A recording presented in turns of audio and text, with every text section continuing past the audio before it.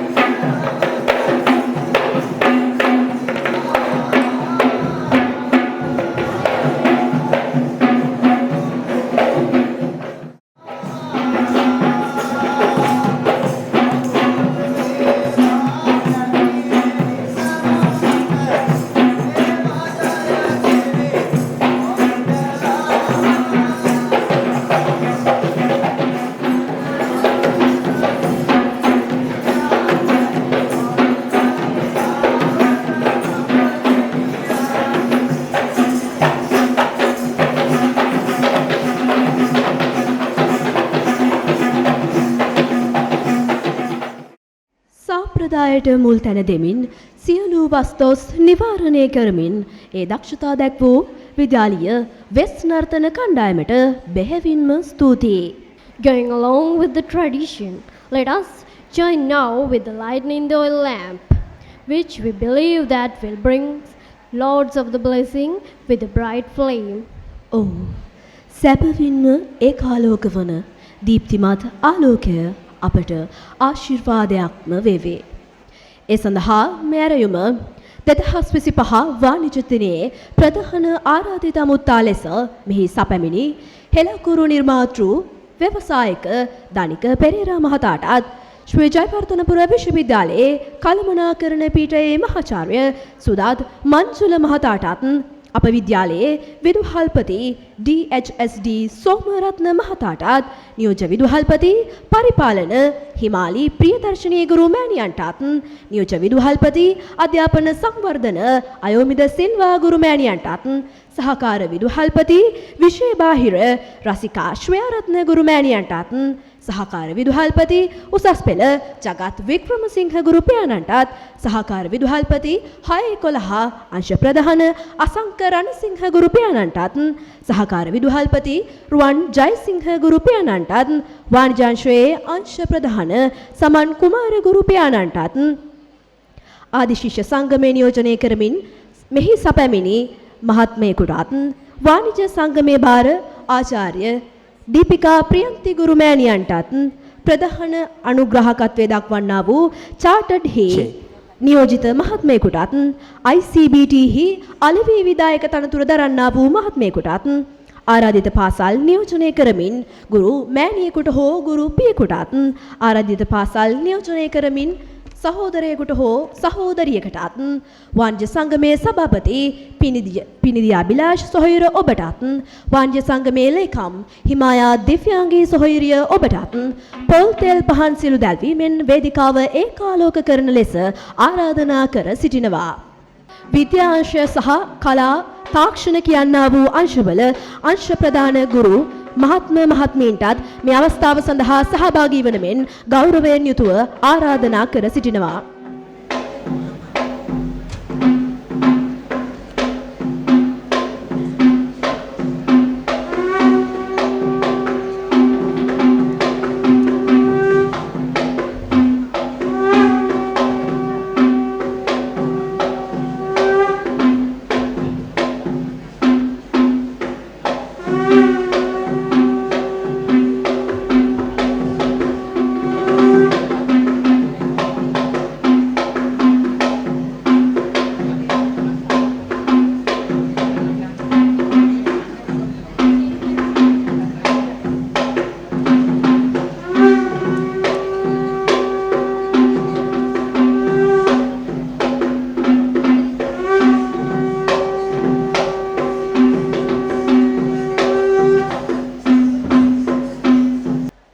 ස්තුතියි ඔබ සැමට. ඒ සමගම මේ ආරාධනය අප විද්‍යාලය විදුහල්පති DHSD සෝමරත්න මැතිතුනි ඔබටයි. මධ්‍ය විද්‍යාලීය සංකල්පය රටට දායාද කළ CWW කන්නංගර මහතාගේ පිළිරුවට උපහාර දැක්වීමට.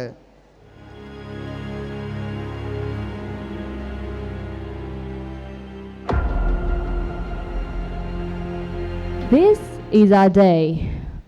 Brothers and sisters of the commerce stream are not only good at academics but also shine with their versatile talents in music, drama, organizing, and many more. This is the perfect moment to showcase their abilities and to be rewarded for their achievements. Honorable guests, principal, dear teachers, and my beloved brothers and sisters, let me now take you to witness the annual Commerce Day. Inspiro 2025!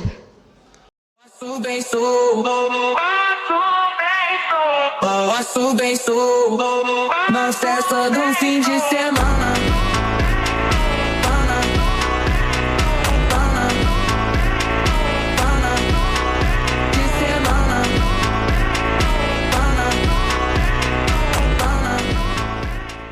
ඉන්ස්පිරෝ 2025 වාණිජ දිනයට සැපැමිණි ඔබ සැම පිළිගනිමින් පිළිගැනීමේ නර්තනයටයි වේදිකාව මෙලෙසින් වෙන්වන්නේ.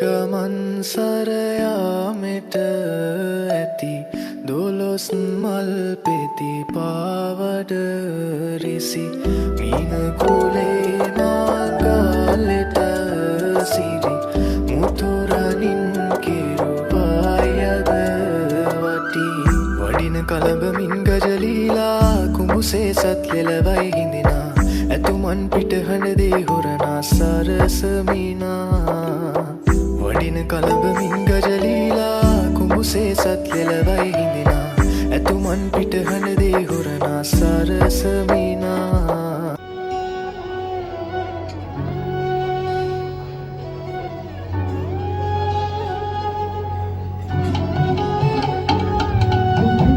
මිනිමෙහොලින් බැඳි රන් රස බෝමා රන් ඉසගුම් මැද පෙරටෙන මාලා කුළුණු කුලින් වට සුකුමල පෙම්මා අනගරඟා මයේ හදනම්මා අනගරඟා මයේ හදනම්මා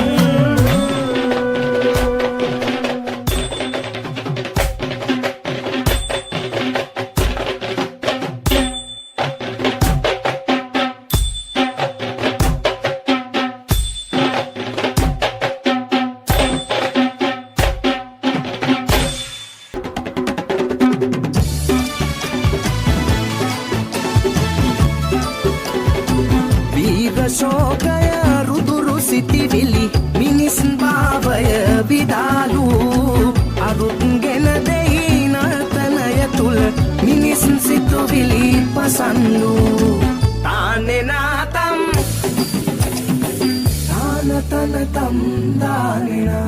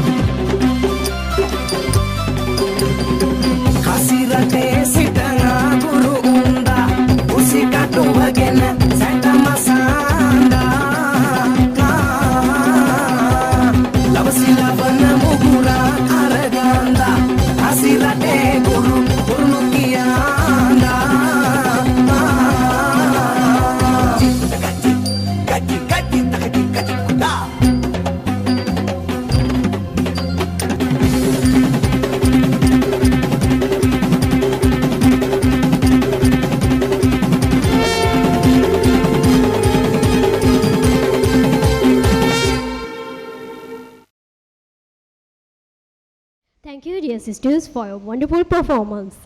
And now it's time to welcome all of you officially. For that, I kindly invite the sectional head of Commerce Society, Commerce Section, Mr. Saman Hettiarachchi. සුබ දවසක් වේවා ඔබ සියලු දෙනාට. ගරුතර සංඝරත්නයන් අවසරයි. ඒ වගේම අද අපේ වාණිජ දිනේට සැපෙමිනි ප්‍රධාන ආරාධිත අමුත්තන් සහ සම්භාවනීය අමුත්තන් සහ ඔබ සියලු දෙනාගෙන් අවසරයි.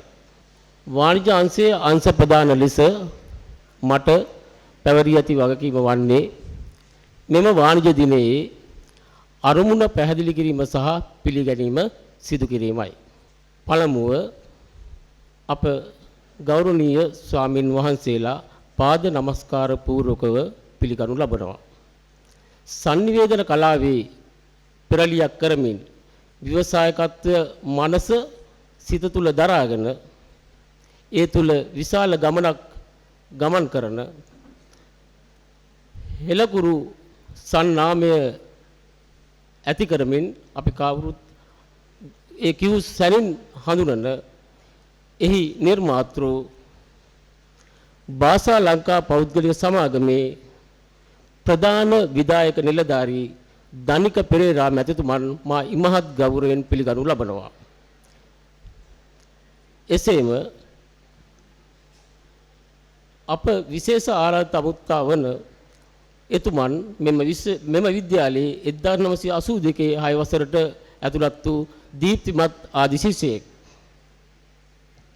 1989 දී උසස් පෙළ හදාරා විශ්වවිද්‍යාල වරම් ලැබූ එතුමන් අද සිටින මහාචාර්යවරුන් අතර සුළුතරය අතර අපට වැදගත් අප පාසලේ ආදි ශිෂ්‍යයෙක් විදිහට අපි අගයන මහාචාර්ය සුදත් මංජුල අමරසේන එතුමන් ශ්‍රී ජයවර්ධනපුර විශ්වවිද්‍යාලයේ කළමනාකරණ අධ්‍යයන හා වාණිජ පීඨයේ තීරණ දෙපාර්තමේන්තුවේ මහාචාර්යවරයා වශයෙන් කටයුතු කරනවා. එතුමන් අපි ආදරයෙන් ගෞරවයෙන් මෙම සභාවට පිළිගනු ලබනවා. ඒ වගේම විදුහල්පතිතුමනි අප විද්‍යාලයේ දිමුවා ඔබයි මේ කරන සියලුම කර්තව්‍යයන් වල ඒ මනා කළමනාකරණය කරමින් සැලසුම් කරන සංවිධානයේ පාලනය සහ මනා මෙහෙයවීමකින් ජවයකින් අපට සෑම අංශයකටම සහයෝගය ලබා දෙන අප විද්‍යාලයේ විදුහල්පති DHSP සෝමරත්න මැතිතුන් ගෞරවයෙන් පිළිගනු ලබනවා.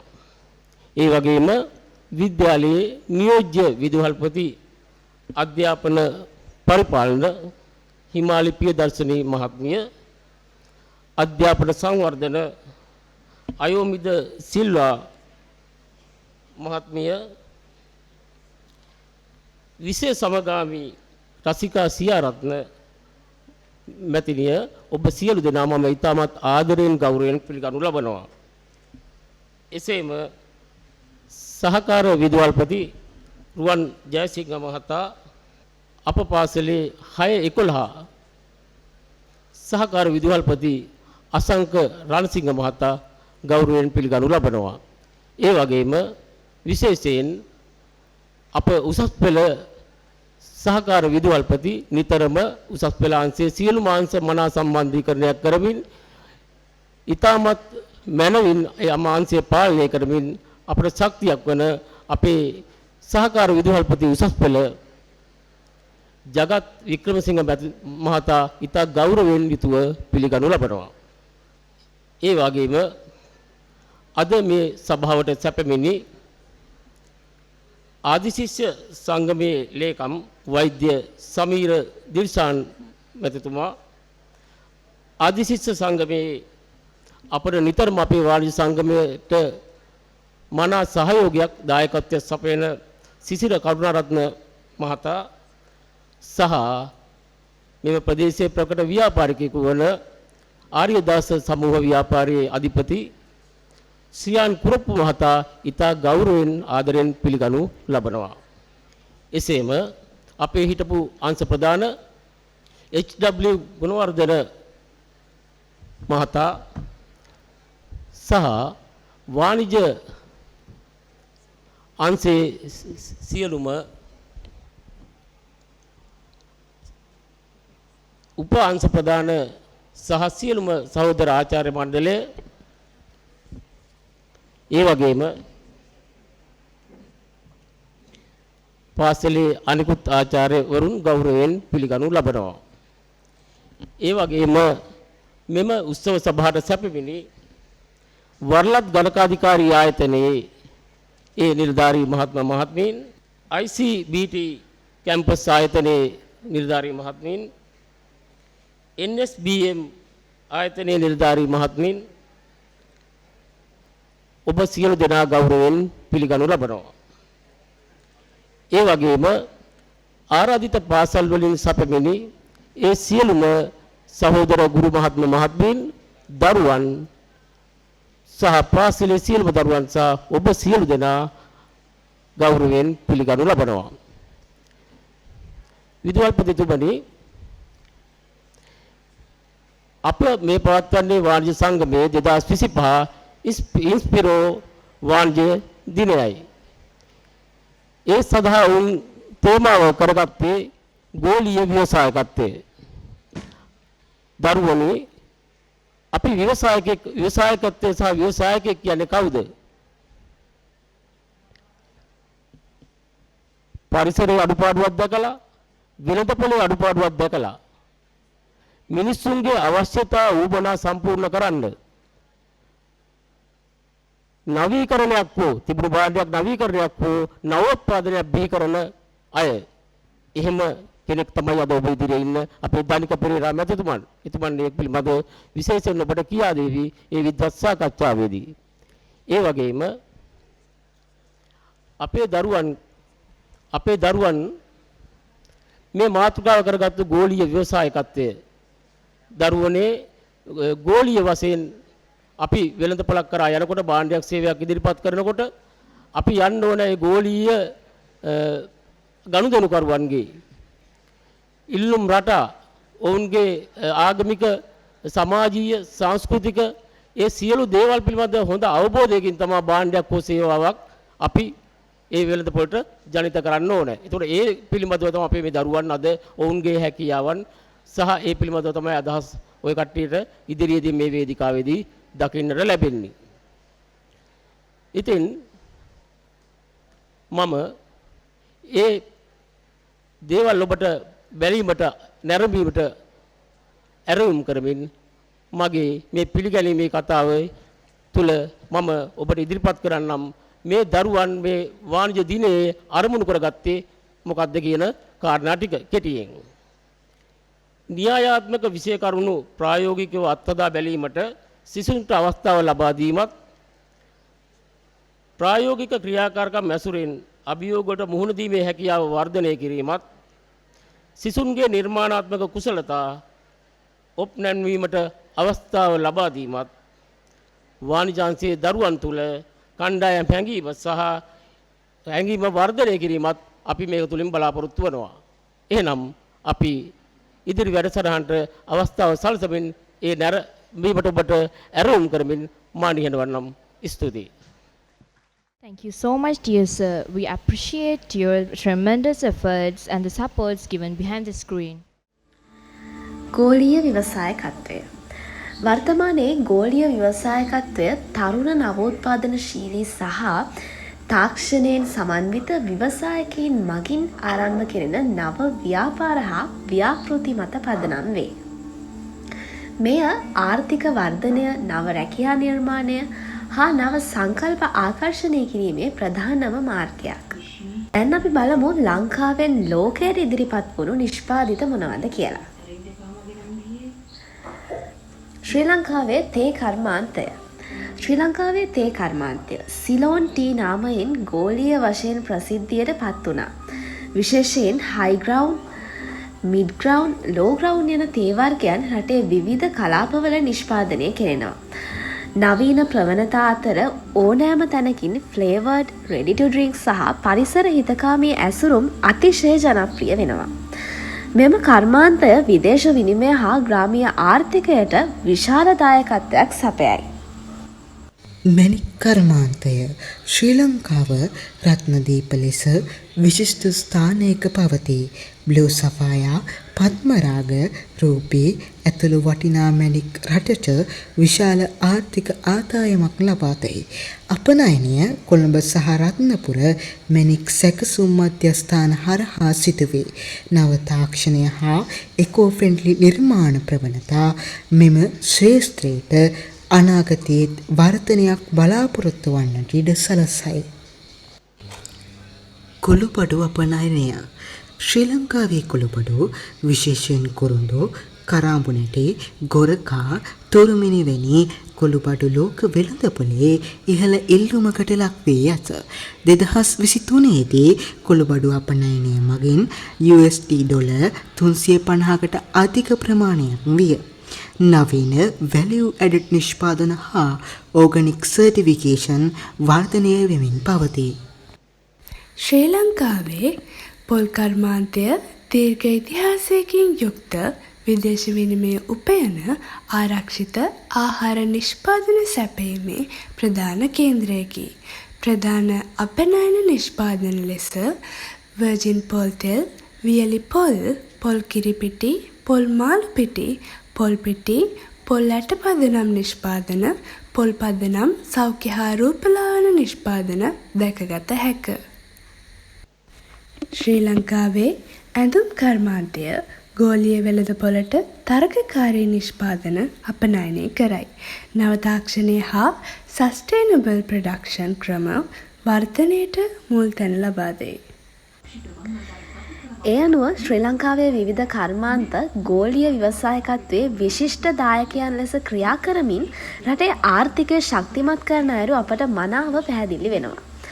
නවෝත්පාදන, තාක්ෂණය සහ තිරසාරතා මගින් මෙම කර්මාන්ත ආපසු හැරෙන්නට ඉඩ නොදී අනාගතයේදීත් සාර්ථක ලෙස පවත්වා ගැනීමට අපි වග බලා ගනිමු. රත්නදීප ජන්මභූමි ලංකාදීප විජය භූමි රත්නදීප ජන්මභූමි ලංකාදීප විජය භූමි අපේ උදාර වූ මාතෘභූමියයි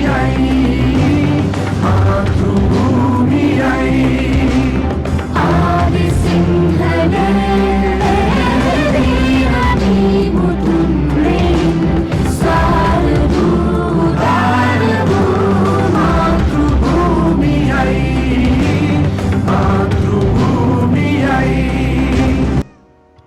Now it is time to introduce our theme through rhythms and beats. I kindly invite the musical group onto the stage.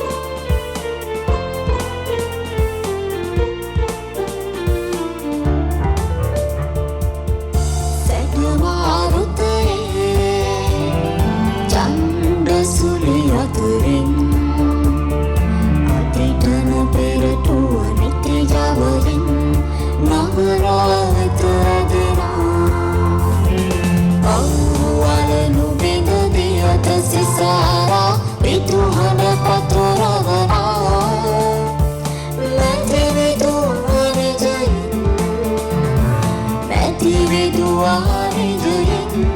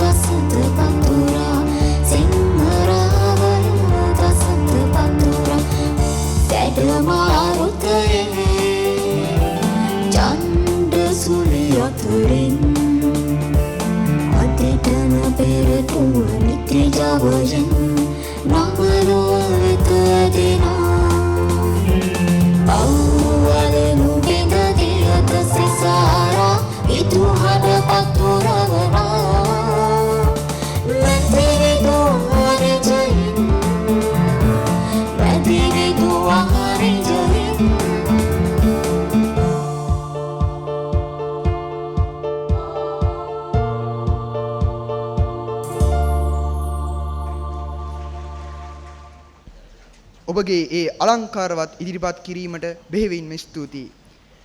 මේ අවස්ථාවේදී බණ්ඩාරනායක මධ්‍ය විද්‍යාලීය වාණිජාංශයේ විසින් වාර්ෂිකව එළිදැක්වෙන සමරු කලාපය ඉන්ස්පිරෝ 2025 විදුහල්පතිතුමා ඇතුළු සම්භාවනීය අමුත්තන්ට පිළිගන්වන අවස්ථාවයි මේ. ඒ සඳහා මාගේ මේ ගෞරවනීය ආරාධනය වාණිජාංශයේ සභාපති පිනිදී අබිලාෂ් සොයුර ඔබහටයි.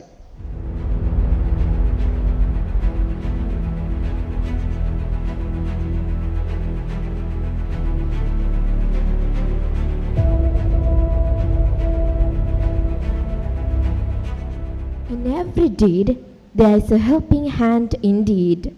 Without a proper guidance and encouragement, we cannot achieve anything. For us, it is always our principal.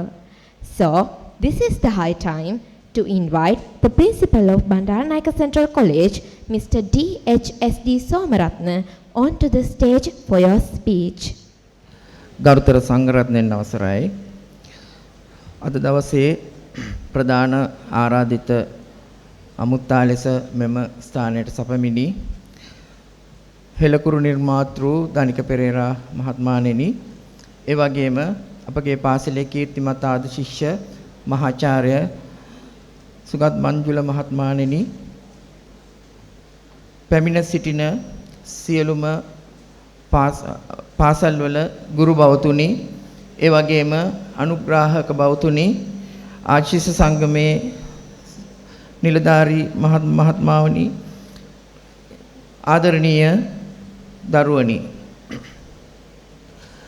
සාමාන්‍යයෙන් අපි දන්නවා රටක පැවැත්මත් එක්ක ආර්ථිකය කියන සංකල්පය කොච්චර බද්ධ වෙලා තියෙනවද කියන එක. ඕනෑම රටක පැවැත්ම තීරණය වෙන්නේ ආර්ථිකයත් එක්ක කතා කරන සාධක ගණනාවක් තියෙනවා. ඒ සාධකත් එක්ක අපි විද්‍යාව ඉගෙන ගත්තත්, තාක්ෂණය ඉගෙන ගත්තත්, කලා විෂයන් ඉගෙන ගත්තත්, මොනවා ඉගෙන ගත්තත් අපි ජීවත් විය යුතුයි. ඒ ජීවත් විය යුත්තේ මේ ජීවත් විය යුතු සමාජය තුළ අපිට රැඳී පැවතෙන්න නම් වර්තමානයේ අපිට ආර්ථිකයක් පවත්වා ගන්න ඕනේ. එතකොට ඒක හා සමාන, ඒක හා සබැදිව විශාල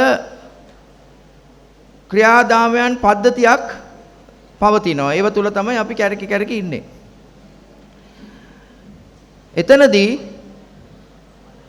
ඒ වෙනුවෙන් ළමයින්ගේ, දරුවන්ගේ, ಶಿಶුන්ගේ මේ අදහස් සංකල්ප විවෘත කරන්න අවස්ථාවක් පාසලෙන් ලබා දෙන්න තමයි අපි මේ වගේ වාණිජ දිනයකින් අපේක්ෂා කරන්නේ. එතකොට මේ අවුරුද්දේ අපි තෝරාගෙන තියෙන තේමාව ව්‍යවසායකත්වය, ගෝලීයකරණය සහ ව්‍යවසායකත්වය.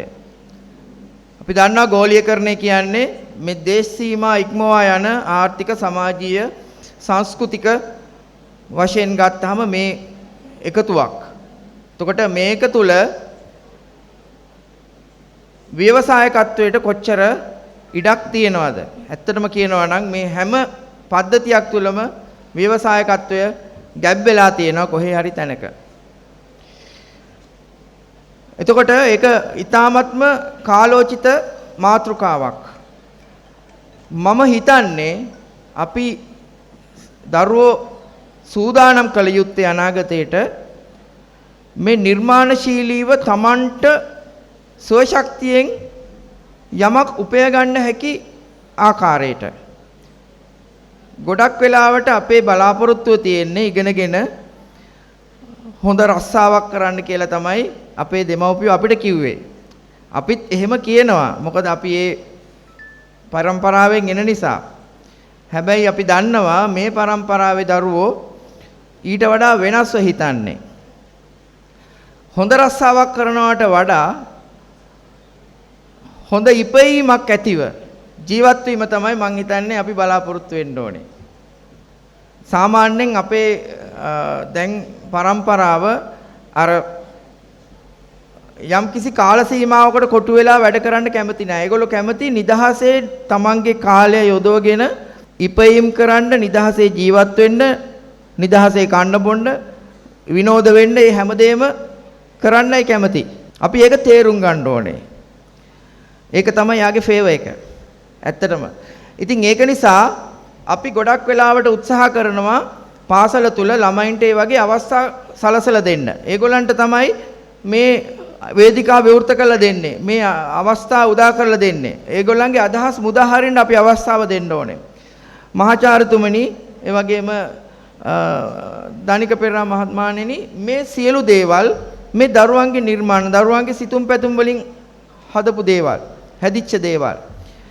මෙතන ඉදිරිපත් කරන හැම වාක්‍යයක්ම, හැම වචනයක්ම, හැම සංකල්පයක්ම මේ තේමාව පවා දරුවන්ගෙන් ආපු ඒවා. ඒක නිසා අපි පුළුවන් තරම් මේ අවස්ථාව ලබා දීලා තියෙනවා.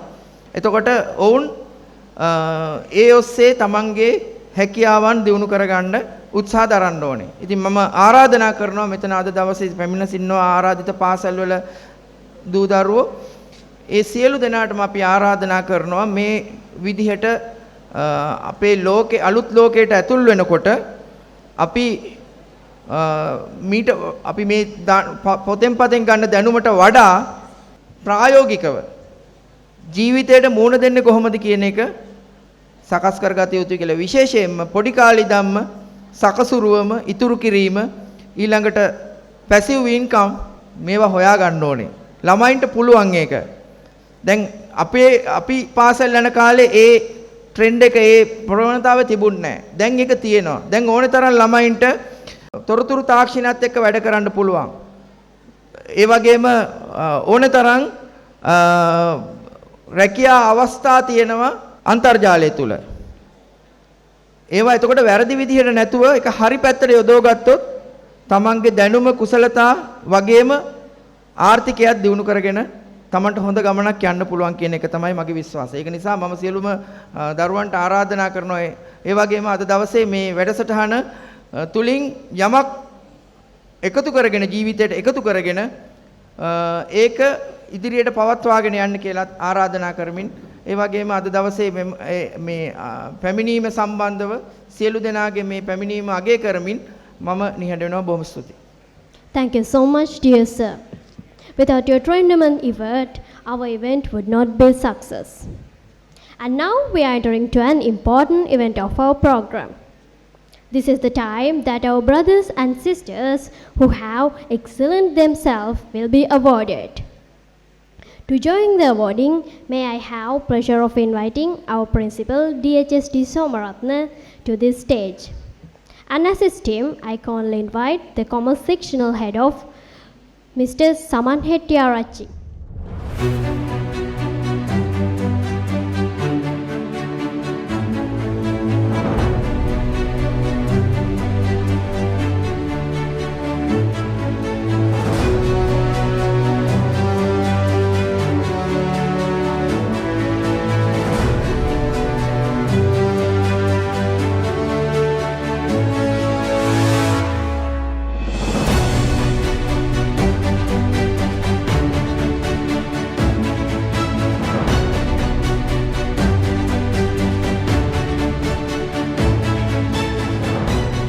සහතිකපත් ප්‍රදානයෙන් අපහා එක් වූ ඔබ සැමට බෙහෙවින්ම ස්තුතියි. තෙනුජා මොකක්ද අපේ ඊළඟ විශේෂාංගය? ප්‍රේක්ෂකාගාරය මේ යෙදිලා ඉන්න ඒකාකාරී බවින් මිදිලා පොඩි වින්තනීය අංගයකට එක්කගෙන යන්නයි අපේ මේ සෝදානම. දේශීය තේවගාව මැටි කර්මාන්තය ඒ විතරක් නෙවෙයි. දේශීය මැණික් කර්මාන්තය මගින් ගෝලීය ව්‍යවසායකත්වයට ලැබෙන්නේ මනාව වූ පිටිවහලක්. මෙලෙස දේශීය කර්මාන්ත නිෂ්පාදිත අපනයනය තුලින් ගෝලීය ව්‍යවසායකත්වයට පහසුවෙන්ම පිවිසෙන්න පුළුවන්. ඔව් ශහිරු, සංවර්ධනය කරා පියමන් කරන අපේ රටට අපනයන ආදායම් වර්ධනය බෙහෙවින්ම වටිනවා. ඒ සඳහා අවශ්‍ය පහසුකමුත් අපේ රටේ සුලභවම පවතිනවා. ඒ වගේම අපිට අනන්‍ය තේ ගෝලීය වෙළඳපොළ අතික්‍රමණයටත් සමත් වූ බව පසුගිය දිනක ජනමාධ්‍ය හරහාත් අපේ සවනට යොමු වුණා. ඒ විතරක් නෙවෙයි, ශ්‍රී ලංකාවේ අපේ තේ ලොව මිල අධිකම තේ ලෙසත් ගිනස් වාර්තාවක් තබන්නට මෑතකදී සමත් වුණා. ඔව්, ඒ විතරක් නෙවෙයි. පෙරදිග ධාන්‍යාගාරයේ නමින් විරුදාවලියද ලැබූ අපේ රට සහල් හා ඒ ආශිත වී ගොවිතැන කුමල් කර්මාන්ත මැණික් කර්මාන්තය මේ හැම සෑම දෙයක්ම සම්ප්‍රදායකත්වයෙන් ඔබට නිර්මාණශීලී අගයක් එක් කළ හැකි දේවල්. ගෝලීය වෙළඳපොළ ජය ගන්නට විදේශීය විනිමය ළඟා කර ගන්නට අපිට උරුම සම්පත්වල මාහැඟි බව දක්වන අපූර්ණ නර්තනයකින් දැන් ඔබේ දිනයත් සරසන්නට මේ ඇරයුම අපගේ සොයරියන්ටයි.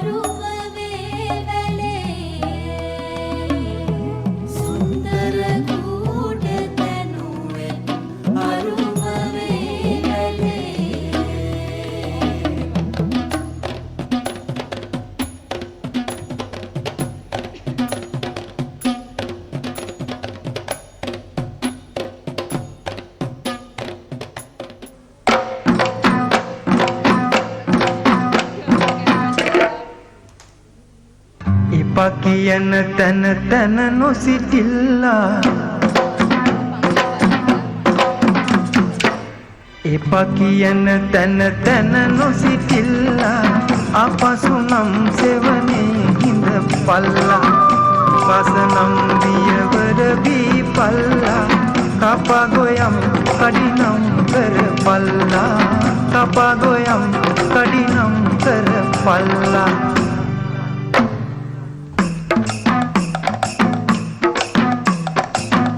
පැදුර සුළඟට වැනි වැනියේ වැවේ වතුර රැල්ලට සිනිසිනියේ වෙනි ගොයම් නිල්ලට පැසි පැසියේ අපේ මෙවන් දුක දෙවිඳුට පෙනියේ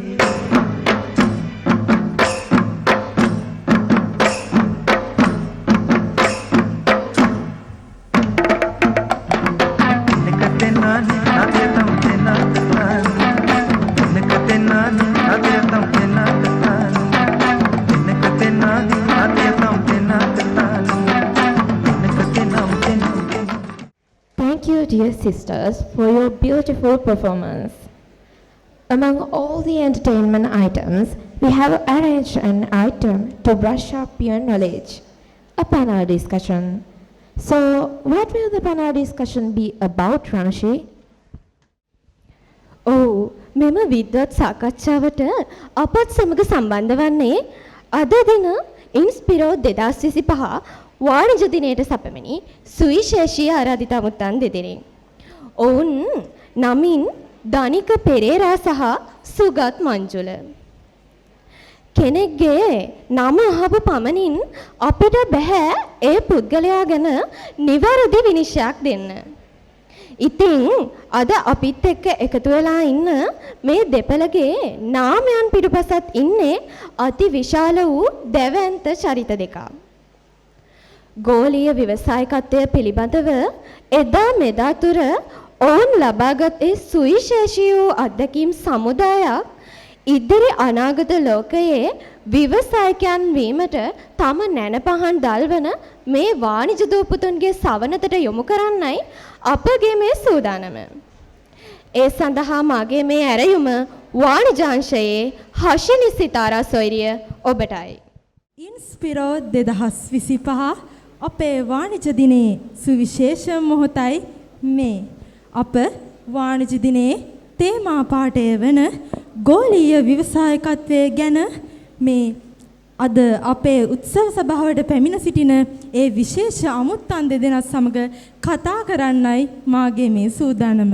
ඒ සඳහා වේදිකාවට මා ගෞරවයෙන් යුතුව ආරාධනා කර සිටිනවා ප්‍රධාන ආරාධිත අමුත්තා ලෙස සැපැමිණි හෙළකුරු නිර්මාතෘ සහ භාෂා ලංකා පෞද්ගලික සමාගමේ ප්‍රධාන විධායක නිලධාරී දනික පෙරේරා මැතිතුමනි, ඔබතුමන්ටත් ශ්‍රී ජයවර්ධනපුර විශ්වවිද්‍යාලයේ කළමනාකරණ අධ්‍යයන හා වාණිජ පීඨයේ තීරණ විද්‍යා දෙපාර්තමේන්තුවේ මහාචාර්ය සුගත් මංජුල අමරසේන මහතාටත් ඔබ දෙපළ ඉතාමත් ගෞරවයෙන් යුතුව මේ අවස්ථාවට පිළිගනු ලබනවා.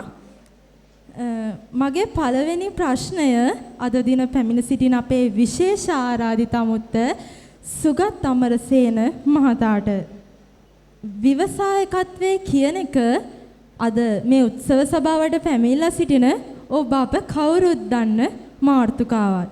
එහෙත් මේ ව්‍යවසායකත්වයට හාත්පසින්ම වෙනස් මාතෘකාවක් තමයි ගෝලීය ව්‍යවසායකත්වය කියන්නේ.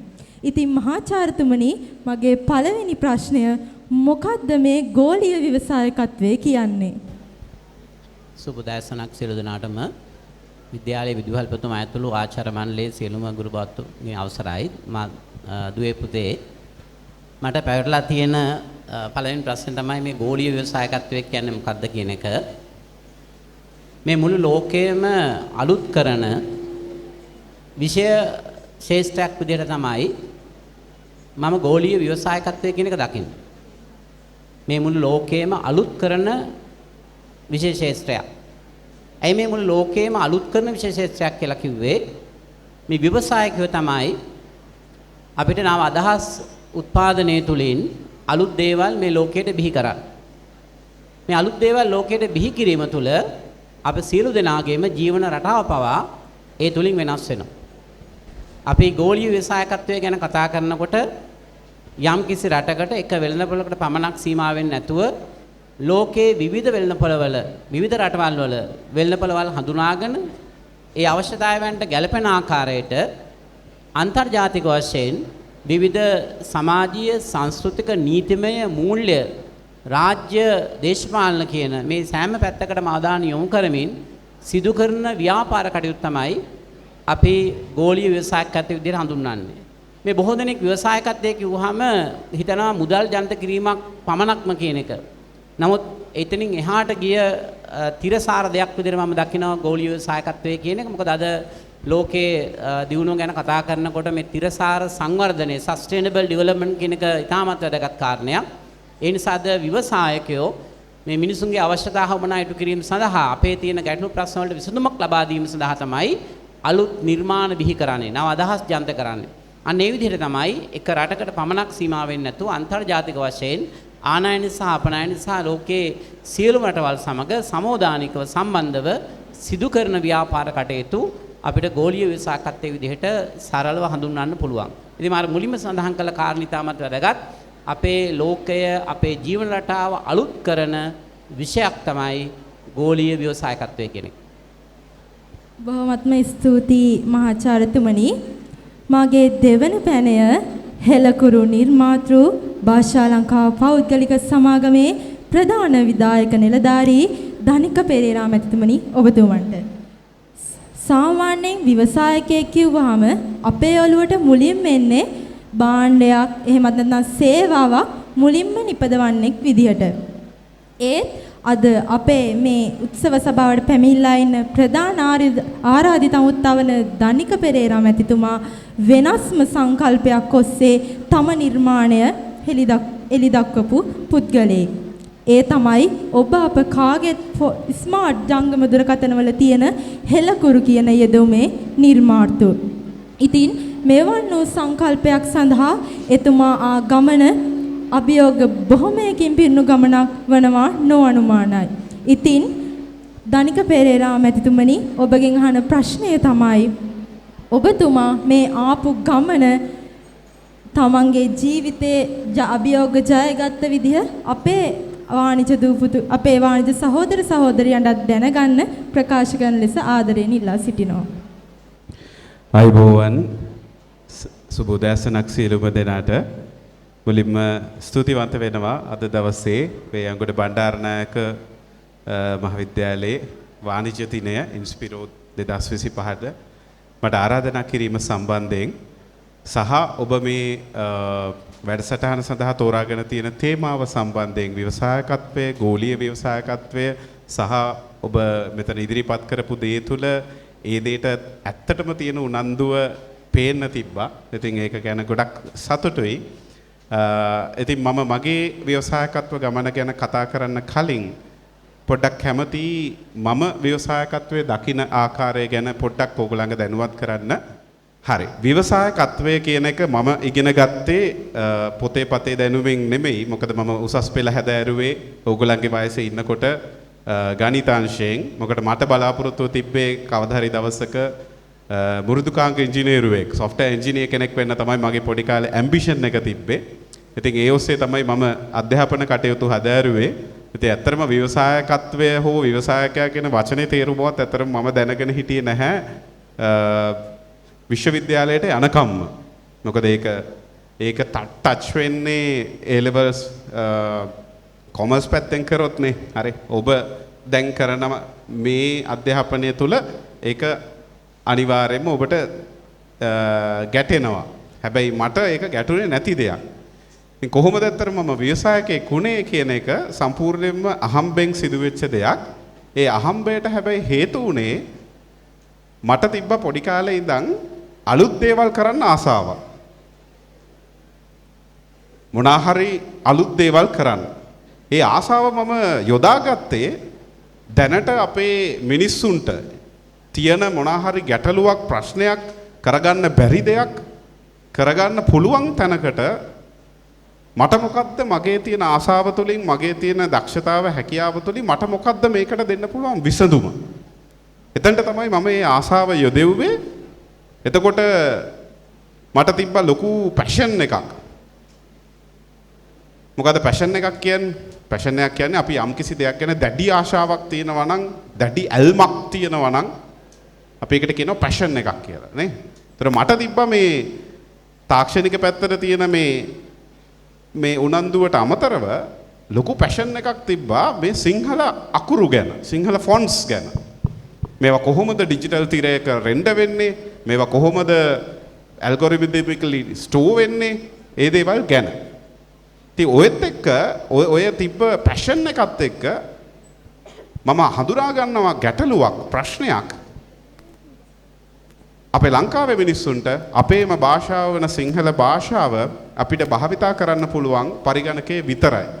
අපේ අතේ හැමතිස්සෙම තියෙන ජංගම දුරකථනයේ මොබයිල් ෆෝන් එකේ අපිට සිංහල භාවිතා කරන්න බෑ කියන ගැටලුව තමයි මගේ අර තිබ්බ පැෂන් එක උඩ මම හඳුනාගත්ත සමාජයේ තිබ්බ හිඩස. ඒතර ඒ ඔස්සේ තමයි අත්‍තරම මම හෙලකරු නිර්මාණය කරන්නේ. අත්‍තරම මගේ සරසවියේ මට පුළුවන් වෙනවා ගණිතාංශයෙන් උසස් පෙළ හදාරලා මොරටුව විශ්වවිද්‍යාලයට ඇතුළත් වෙන්න.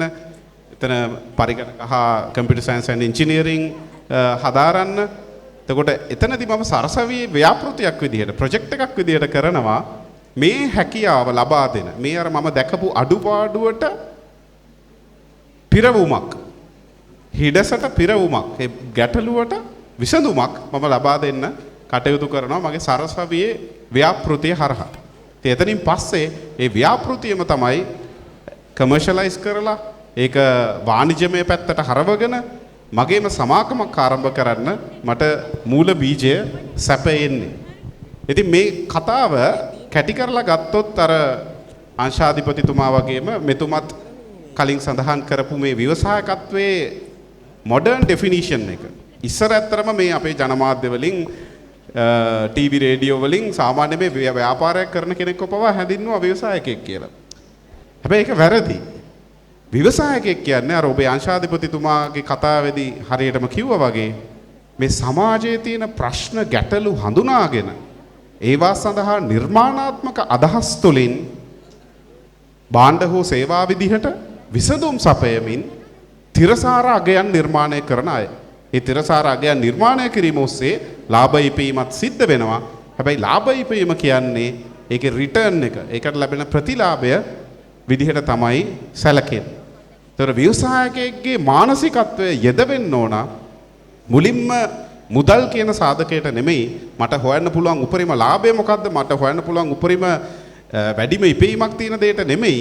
ව්‍යවසායකයෙක්ගේ මානසිකත්වය යෙදවෙන්න ඕන මට මොනවද මගේ තියෙන හැකියාව තුලින්, දැනුම තුලින්, කුසලතා තුලින්, පැෂන් එක තුලින් මට මොනවාද විසඳන්න පුළුවන් මේ සමාජයේ මේ මාකට් එකේ තියෙන ගැප්ස්, මේ සමාජයේ තියෙන ප්‍රශ්න.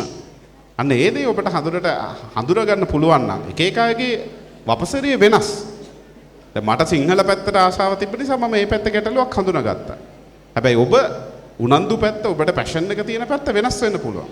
ඒතර ඔබ හිතන්න ඕන ඒ ඔබට උනන්දුව තියෙන පැත්තේ මොනවාද සමාජයේ තියෙන ගැටලු, සමාජයේ තියෙන අඩුපාඩු, මට මේකෙන් විසඳුම් දෙන්න පුළුවන් මොනවාද? අන්න එතනට ඔබ යෙදුවොත් ඔබට සාර්ථක ව්‍යවසායකයක් පටන් ගන්න ඒක තමයි මූලිකම අඩිතාලම වෙන්නේ.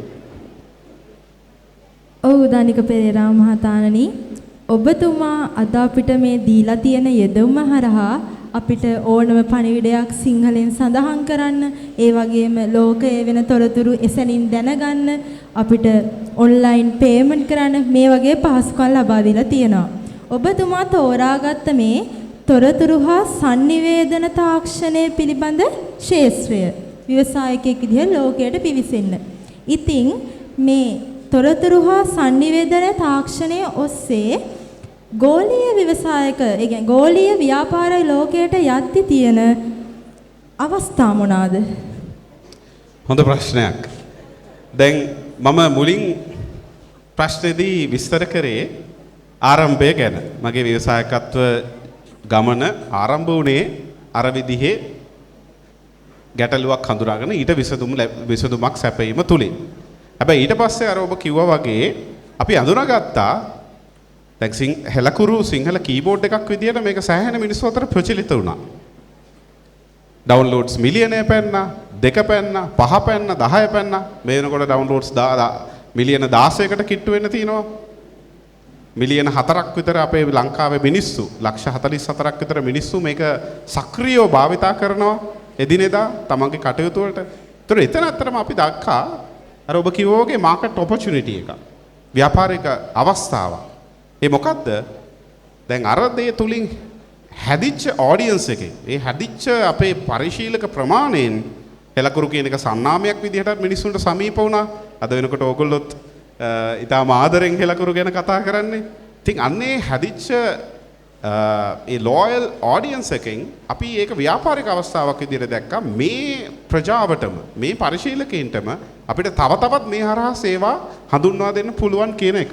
ඒ ඔස්සේ තමයි අපි ජනමාධ්‍යංශයට පිවිසුනේ අපේ එසන නිවුස් ඇලර්ට් සේවාව හරහා. මේ වෙනකොට මම හිතනවා මෙතන ඉන්න ස්මාර්ට්ෆෝන් එකක් භාවිතා කරන බොහෝ දෙනෙක් ලංකාවේ තොරතුරු දැනගන්නේ රටේ මොන හරි දෙයක් සිද්ධ වුණා නම් ඒ ගැන මුලින්ම දැනගන්නේ එසනින් කියලා. ඊට පස්සේ අපි ඒක ගෙනිච්චා මූල්‍ය ක්ෂේත්‍රයට, ඩිජිටල් ගෙවීම් අංශයට. හෙලපේ නමින් අපේම ඩිජිටල් ගෙවීම් විසඳුමක් අපි හඳුන්වලා දුන්නා. වීසා මාස්ටර් කාඩ් වගේ ලංකාවේ සල්ලි රටෙන් එළියට යන විදේශ විනිමය හානි වෙන ගෙවීම් ක්‍රම වෙනුවට දේශීය ආදේශකයක් විදිහට අපි හඳුන්වලා දුන්නා හෙලපේ කියන 100% ශ්‍රී ලාංකීය ඩිජිටල් ගෙවීම් ක්‍රමවේදය. එතනින් පස්සේ අපි ළඟදී හඳුන්වලා දුන්න සිනමා කර්මාන්තයට අපේ ලංකාවේ මූවීස්, අපේ ලංකාවේ චිත්‍රපටි අපිට තියෙන තවත් ප්‍රශ්නයක් ඒක හඳුනාගත්තා. ෆිල්ම් හෝල් එකකට අලුතෙන් චිත්‍රපටියක් ඇවිල්ලා ඒක බලන්න අපිට බැරි වුණොත් එතනින් පස්සේ අපිට ඒක ෆිල්ම් හෝල් වලින් ඉවර වුණාට පස්සේ බලන්න වෙන තැනක් නැහැ. ඒතකොට මෙන්න මේ ප්‍රශ්නයත් අපි අඳුරගෙන එතනටත් විසඳුමක් ගෙනාවා. හෙලරූ නමින් දැන් ලංකාවේ අලුතෙන් එන හැම චිත්‍රපටයක්ම සිනමා ශාලාවල ප්‍රදර්ශනය කරලා අවසන් වූ සැනින් ඔබට හෙලකුරු හරහාම බලන්න පුළුවන්. හෙළ රූ නමින් අපි අලුතෙන් හඳුන්වලා දුන්නා ඒ සේවාව. එතනින් පස්සේ අපි ළඟදිම පිවිසෙන්න බලාපොරොත්තු වෙනවා ගමනාගමන ක්ෂේත්‍රයටත් හෙළ ගෝ නමින් අපේම ඩිජිටල් තාක්ෂණයේ සවිබල ගැන්විච්ච ප්‍රවාහන පහසුකමක්. තොර මේ ඩිජිටල් තාක්ෂණයේ තියෙන විශේෂත්වය තමයි මේක ඇත්තටම මේකට සීමාවක් නැහැ. දැන් අපිට ඇත්තටම ෆිසිකලි එහෙම නැත්නම් භෞතිකව යම්කිසි භාණ්ඩයක් නිෂ්පාදනය කරනවා නම් ඒ භාණ්ඩය නිෂ්පාදනය කරන ආකාරය සහ ඒ නිෂ්පාදනය කරන ප්‍රමාණයන් ඒ නිෂ්පාදනය බෙදා හරින ක්‍රම මේ හැම දෙයක්ම සලකන්න වෙනවා මේකේ තියෙන සීමාවන් හැටියට. මේක ජියෝග්‍රැෆිකලි සීමා වෙනවා. රටක් ඇතුලේ භාණ්ඩයක් යම්කිසි විදිහකට අලෙවි කරනවා හෝ ප්‍රචාරණය කරන විදිහට නෙමෙයි අපිට ගෝලීය වශයෙන් ඒක කරද්දී සිද්ධ වෙන්නේ. හැබැයි ඩිජිටල් විසඳුම් වල ඩිජිටල් ප්‍රොඩක්ට්ස් වල ඩිජිටල් නිර්මාණ වල විශේෂත්වය තියෙන්නේ අපිට සීමාවක් නැහැ. ඔබට පුළුවන් නම් ඩිජිටල් තාක්ෂණය යොදාගෙන ගෝලීය වශයෙන් තියෙන එහෙම නැත්නම් ලෝකෙම මිනිස්සුන්ට තියෙන යම්කිසි ප්‍රශ්නයකට විසඳුමක් සපයන්න යම්කිසි අවශ්‍යතාවයක් සපුරන යම්කිසි භාණ්ඩයක් හෝ සේවාවක් හදන්න ඔබට ඒක ලංකාවෙන් විතරක් නෙමෙයි මුළු ලෝකෙටම අරන් යන්න ඉඩ පහසුකම තියෙනවා. උදාහරණයක් විදිහට අපි හැමෝම ගාවම මේ වෙනකොට Android හෝ Apple දුරකථන තියෙන්නේ. ඉතින් මේ Android හෝ Apple දුරකථන වලින් අපිට මේ හම්බෙච්ච ලොකු අවස්ථාවක් තමයි මේ App Stores කියන concept එක. දැන් මේ වෙනකොට ඔයගොල්ලෝ දන්නවා Google Play Store එකෙන් තමයි අපි apps install කරගන්නේ Android වලට. Apple phone එකක් නම් අය App Store එකෙන් ඔබ අර විදිහේ විසඳුමක් හැදුවොත් ඔබට දැන් අවස්ථාව තියෙනවා මේ ලංකාවේ මේ ඔබේ නිවසේ ඉඳගෙන මේ ඔබ නිර්මාණය කරන දේ නිර්මාණය කරන විසඳුම මුළු ලෝකෙටම මේ ස්ටෝර්ස් හරහා App Stores හරහා අරගෙන යන්න. එක දවසක් ඇතුළත අරගෙන යන්න හැකියාව තියෙනවා. මේ ඩිජිටල් මාකට් ප්ලේසස් කියලා අපි හඳුන්වනවා මේවා. මුළු ලෝකෙම ආකර්ෂණය කරගන්න පුළුවන් මුළු ලෝකෙටම අපේ ඩිජිටල් නිර්මාණ බෙදා හරින්න පුළුවන් මාකට් ප්ලේසස් මේ වෙනකොට හැදිලා තියෙනවා. ඒක ලොකු අවස්ථාවක් ඔබේ නිර්මාණ ශක්තිය ඔබේ නිර්මාණාත්මක හැකියාව සීමාවකින් තොරව මුළු ලෝකෙටම අරන් යන්න ගෝලීය ව්‍යවසායකත්වයකට මඟ පාද ගන්න ඩිජිටල් තාක්ෂණයෙන් කරන නව නිර්මාණයන් වලට මේක ලොකු අවස්ථාවක් හම්බෙලා තියෙනවා. බොහොමත්ම ස්තුතියි මහතාණෙනි.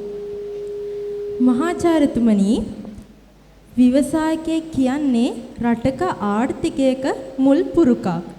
ඉතින් අද අපේ තේමා පාඨය වෙන මේ ගෝලීය ව්‍යවසායකත්වය කියන එක අපේ ශ්‍රී ලංකාවේ ආර්ථිකයට දක්වන ධනාත්මක බලපෑම මොන වගේද? මම හිතන්නේ ඔබ ඉතාමත් හොඳ ප්‍රශ්නයක් නැවතත් යොමු කරේ. ව්‍යවසායකත්වය ගැන අපි කතා කරා, ගෝලීය ව්‍යවසායකත්වය ගැන කතා කරා. මේකේ තියෙන ප්‍රතිලාභ මොකක්ද කියන එක විශේෂයෙන් අපේ වගේ රටකට තියෙන ප්‍රතිලාභ ගැන අපි හැමෝම දැනන් ඉන්න ඕන. සමහරවිට මෙතන ඉන්න දුවෙක් වෙන්න පුළුවන්, පුතෙක් වෙන්න පුළුවන්. එයාගේ තියෙන ඉතා කුඩා අදහසක් තමයි අනාගතයේදී විශාල ව්‍යාපාරයක් බවට පත් වෙන්නේ. ඒ අදහස නිසා ඔබ මුළු ලෝකයේම දැවැන්ත ව්‍යවසායකයෙක් බවට පත් වෙන්න පුළුවන්. ඉතින් මගෙන් අහුව ප්‍රශ්නේ තමයි එහෙම ව්‍යවසායකයෙක් බවට පත් වුණොත් මොනවද අපිට තියෙන වාසි කියන එක. අපිට මේ පිළිබඳව විවිධ පැති වලින් කතා කරත හැකියි. එකක් තමයි ආර්ථිකමය පැත්ත. සමාජීය සංස්කෘතිමය පැත්තෙන් අපිට තියෙන වාසි. ඊළඟට මූල්‍ය කළමනාකරණය සම්බන්ධව, තාක්ෂණය නව තාක්ෂණයට ලබා ගැනීම සම්බන්ධව යනාදී වශයෙන් මට මේ සඳහා පිළිතුරු විවිධ පැති වලින් ලබා දෙන්න පුළුවන්. මම පොඩ්ඩක් විස්තර කරන්නම්. දැන් අපි ගත්තොත් ගෝලීය ව්‍යවසායකත්වයේ තුල අපිට මුළු ලෝකයේ වෙතම වෙළඳපළක් කරගෙන භාණ්ඩ හා සේවා ඉදිරිපත් කිරීම තුලින් අපේ රට විශාල ආර්ථිකමය වශයෙන් විනිමය ලබා ගන්න, ආදායමක් ලබා ගන්න, ජාතික ආදායම වැඩි දියුණු කරන්න, ඒ වගේම අවසාන වශයෙන් ලෝක ආදායම වැඩි දියුණු කරන්න මේක ඉවහල් වෙනවා. ඒ නිසා රටක දර ජාතික නිෂ්පාදිතය ඉහළංවා ගැනීම, අපේ ඒක පුද්ගල ආදායම වර්ධනය කර ගැනීම මෙන්න මේ දේවල් සඳහා මේ ගෝලීය ව්‍යවසායකත්වයේ කියන එක ආර්ථික කළමනාකරණය තුල අපිට තියෙන විශාල වාසියක් වශයෙන් අපිට දකින්න පුළුවන්. ඒ වගේම අපි දන්නවාද ලෝකේ ලංකාව ඇතුළු බොහෝ රටවලට තියෙන ප්‍රශ්නයක් තමයි මේ ශ්‍රමය සඳහා අපිට ඉල්ලුම අඩු වීම. අද ලෝකේ තාක්ෂණයේ දියුණුවත් සමගම ශ්‍රමයේ සඳහා තියෙන ඉල්ලුම අඩු වෙගෙන යනවා. ඔබ ඒක මනාව තේරුම් ගන්න ඕන. මම චුට්ටක් මගේ කතාව ඔයාලට අදාළ කරලා සාකච්ඡා කරන්නම්. මොකද කෙනෙකුට මම මේ කියන දේෙන් යම්කිසි ප්‍රතිලාභයක් ලැබෙනවා නම් ඒක තමයි අපේ අරමුණ. අද අපි දන්නවා අපිට භාවිතා කරන මේ මෙතුමා සඳහන් කළ විදිහට නව තාක්ෂණය ඔස්සේ අපි අනාගතේ භාවිතා කරන්නේ ස්මාර්ට් ෆ්‍රිජ් එකක්. මේ ස්මාර්ට් ෆ්‍රිජ් එකට අපි මැසේජ් එකක් දෙනවා මේ අපේ ඉන්වෙන්ටරි ලෙවල් එක මේ දක්වා අඩු වෙච්චාම අවශ්‍ය දේවල් අපි මොනවද කරන්න ඕනේ ස්මාර්ට් ෆ්‍රිජ් එක ඕටෝමැටිකලි මැසේජ් එකක් යනවා සුපර් මාකට් එකට අවශ්‍ය භාණ්ඩ ගේ දොරටම ගෙනත් දෙනවා. අපි ඒකට ඉන්වෝල්ව් වෙන්න අවශ්‍ය නැහැ. අපි ස්මාර්ට් ෆ්‍රිජ් එකට data enter කරලා තියෙන්න ඕනේ. මෙන්න මේ level එකට ස්ටොක් එක අඩු වෙච්චාම මේ ද්‍රව්‍ය වලින් ඇණුමක් කරලා ගෙනත් ගේන්න කියන එක. එතකොට ඒක අපි සම්බන්ධ වෙන්නේ නැහැ. ඒක ස්මාර්ට් ෆ්‍රිජ් එක කරහා සිදු කරනවා. ඉතින් මේ වගේ මම මේක උදාහරණයක් ගත්තේ අපිට ලෝකයේ බොහෝ ක්‍රියාකාරකම් අනාගතයේදී මේ ශ්‍රමයේ භාවිතය කිරීම කියන එකෙන් ඉවත් වෙන ස්වභාවයක් තියෙන. AI තාක්ෂණය කියන එක දන්නෝ. අද බොහෝ දේවල් අපිට AI තාක්ෂණය හරහා කරගන්න පුළුවන්.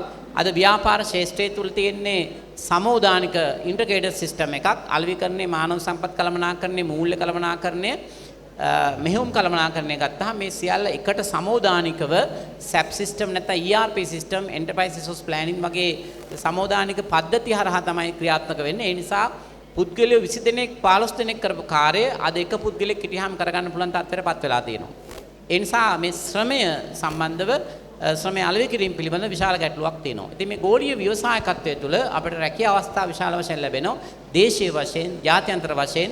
ඒ නිසා අපේ ශ්‍රමය සම්බන්ධව මේ ශ්‍රමයට නිසි තැනක් මිලක් නොලැබීම සහ ශ්‍රමය නිසි පරිදි ප්‍රයෝජන නොගැනීම කියන කාරණයට ඒක විශාල පිටුවහලක් ගෝලීය ව්‍යවසායකත්වය කියන එක. ඒ වගේම අපේ රටේ නව තාක්ෂණ ලබා ගන්න මේක විශාල පිටුවහලක් වෙනවා. අපේ ගෝලීය සඳහා නැත්නම් ලෝකයේ සඳහා නිර්මාණයක් කරනකොට ඒ නිර්මාණයේ සිදු කිරීමේදී එක එක රටවල පවතින තාක්ෂණික ඒ රටවල පවතින තත්ත්වයන් ඒ රටවල පවතින දේශපාලන ආර්ථික සමාජීය ඒ සියලු දේවල් සැලකිල්ලට භාජනය කරමින් තමයි ඒ නිෂ්පාදනය අපි කරන්න ඕන. දැන් බෙන්ස් කම්පැනි එක මෝටර් එකක් හදනකොට යුරෝපා සමාගමට ඒ යුරෝපා ජාතීන්ගේ අවශ්‍යතාවයට ගැලපෙන විදිහටයි මේ මෝටර් එක ඩිසයින් කරන්නේ. බෙන්ස් කම්පැනි එක මෝටර් එකක් ශ්‍රී ලංකාවගේ රටක නිෂ්පාදනය කරනකොට ඒ අපේ රටේ කාලගුණික දේශගුණ තත්ත්වයේ පුද්ගලයන්ගේ අවශ්‍යතා රටේ නීති ඒවට ගැලපෙන විදිහට තමයි මේ මෝටර් එක මෙහෙට නිෂ්පාදනය කරන්නේ. එතකොට අපි ගෝලීය ව්‍යවසායකත්වයේ තුල විවිධ රටවල් වල අවශ්‍යතා වෙනුවෙන් භාණ්ඩ හා සේවා නිෂ්පාදනය කරනකොට අපි ඒ සම්බන්ධව ක්‍රියාකාරී වෙන්න විවිධ පැති කෙරෙහි අවධානය යොමු කරන්න ඕනේ. ඒ නිසා විශාල වශයෙන් අපිට නව තාක්ෂණය මේ රටට ලබා ගැනීම සඳහා හැකියාව ලැබෙනවා. ඒ විතරක් නෙමේ සමාජීය වශයෙන් සංස්කෘතිමය වශයෙන් උත් අපිට අන්තර්ජාතික වශයෙන් සම්බන්ධතා ගොඩනගා ගැනීම කියන එක තාමත් වැදගත්. අද ලෝකයේ ක්‍රියාත්මක වෙන මේ සම්බන්ධතා තුලින් අපිට තනියම එක තැනකට අයිසොලේට් වෙලා ජීවත් වෙන්න බෑ. අපි නිරන්තරයෙන් අනිත් පැත්ත එක්ක නෙට්වර්කින් කියලා අපි කියනවා. සම්බන්ධතා ගොඩනගා ගන්නකොට ගෝලීය ව්‍යවසායකත්වයේ තුල අපිට මේ සම්බන්ධතා ගොඩනගා ගැනීමේ හැකියාව තියෙනවා. ඒකත් අපේ රටේ දියුණුවට සංවර්ධනයේ බෙහෙවින් පිටුවහලක් වෙන කාරණයක්. ඒ වගේම ගෝලීය ව්‍යවසායකත්වයේ තුලින් අපිට නව අදහස් උත්පාදනය කර ගැනීම හරහා ලෝකයට අලුත් දේවල් අපේ රටෙන් බිහි කරලා මේ රටේ කීර්තිනාමය වර්ධනය කරන්න මේ රටට හොඳ අනිත් අයගේ ආකල්පයක් ඇති කරගන්න විශාල පිටුවහලක් ලැබෙනවා. දැන් ඉස්සෙල්ලා සඳහන් කරා මම දැක්ක මේ වීඩියෝ එකක් පළ වුණා ලංකාවෙත් පොල් රබර් ඕවා තමයි ප්‍රධාන අපේ. නමුත් ඔයාලා දන්නවද අපේ ලංකාවේ නිෂ්පාදනය කරනවා මෝටර වලට අවශ්‍ය එයා බෑග් සෙන්සර්ස් මේ ලංකාවේ හදන මේ සෙන්සර්ස් 100% ගුණත්වයෙන් ඉහළයි. ඒක මැනුවල් ප්‍රොසෙස් එකක්. අපි කියන්නේ zero defect concept එක.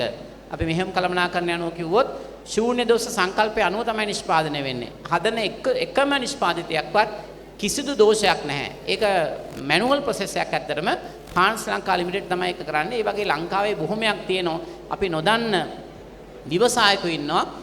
අතිවිශාල දායකත්වයක් මේ ලෝකයේ ව්‍යාපාර ශාස්ත්‍රයට ලබා දෙනවා. ඒ අලුත් අදහස් දෙන අය ඉන්නවා. ඒ වගේ අපිට මේ අවස්ථා දිනා ගන්න රැකියා උත්පාදන අවස්ථා ඇති කරගන්න අලුත් තාක්ෂණ රටට ගෙන්න ගන්න ප්‍රාග්ධනය ශක්තිය වැඩි කරගන්න ආර්ථිකමය වශයෙන් රටේ ජනජාතික ආදායම ඉහළ යාම තුළ පුද්ගලයන්ගේ ජීවන තත්ත්වය උසස් වෙන්න මේ දේවල් සඳහා ගෝලීය ව්‍යවසායකත්වය කියන එක විශාල වැදගත් කාර්යභාරයක් ඉටු කරනවා කියන එකයි මගේ හැඟීම. ඔව් මහාචාර්යතුමනි ගෝලීය ව්‍යවසායකත්වය තුළින් අපේ ශ්‍රී ලංකාවේ ආර්ථිකයට සමාජයට සිදුවන ධනාත්මක බලපෑම් ගැන අපි කතා කළා. හොඳ නරක කියන එක ඕනම දෙයක දෙපැත්තක් තියෙනවා. ඉතින් මේ ගෝලීය ව්‍යවසායකත්වය තුළින් අපේ රටේ ආර්ථිකයට ඔබතුමා කතා කළ පරිදි සමාජයට සිදුවන ඍණාත්මක බලපෑම මොන වගේද? ඉතින් අපි සියලුම අහිතකර දේවල් අපිට ඒ ආකාරයෙන්ම ළඟා කරගන්න නැතුව අපි පාලනයකින් තුරව කටයුතු කරනවා නම් අපිට ඒවා මගහැරව කටයුතු කරන්න පුළුවන්.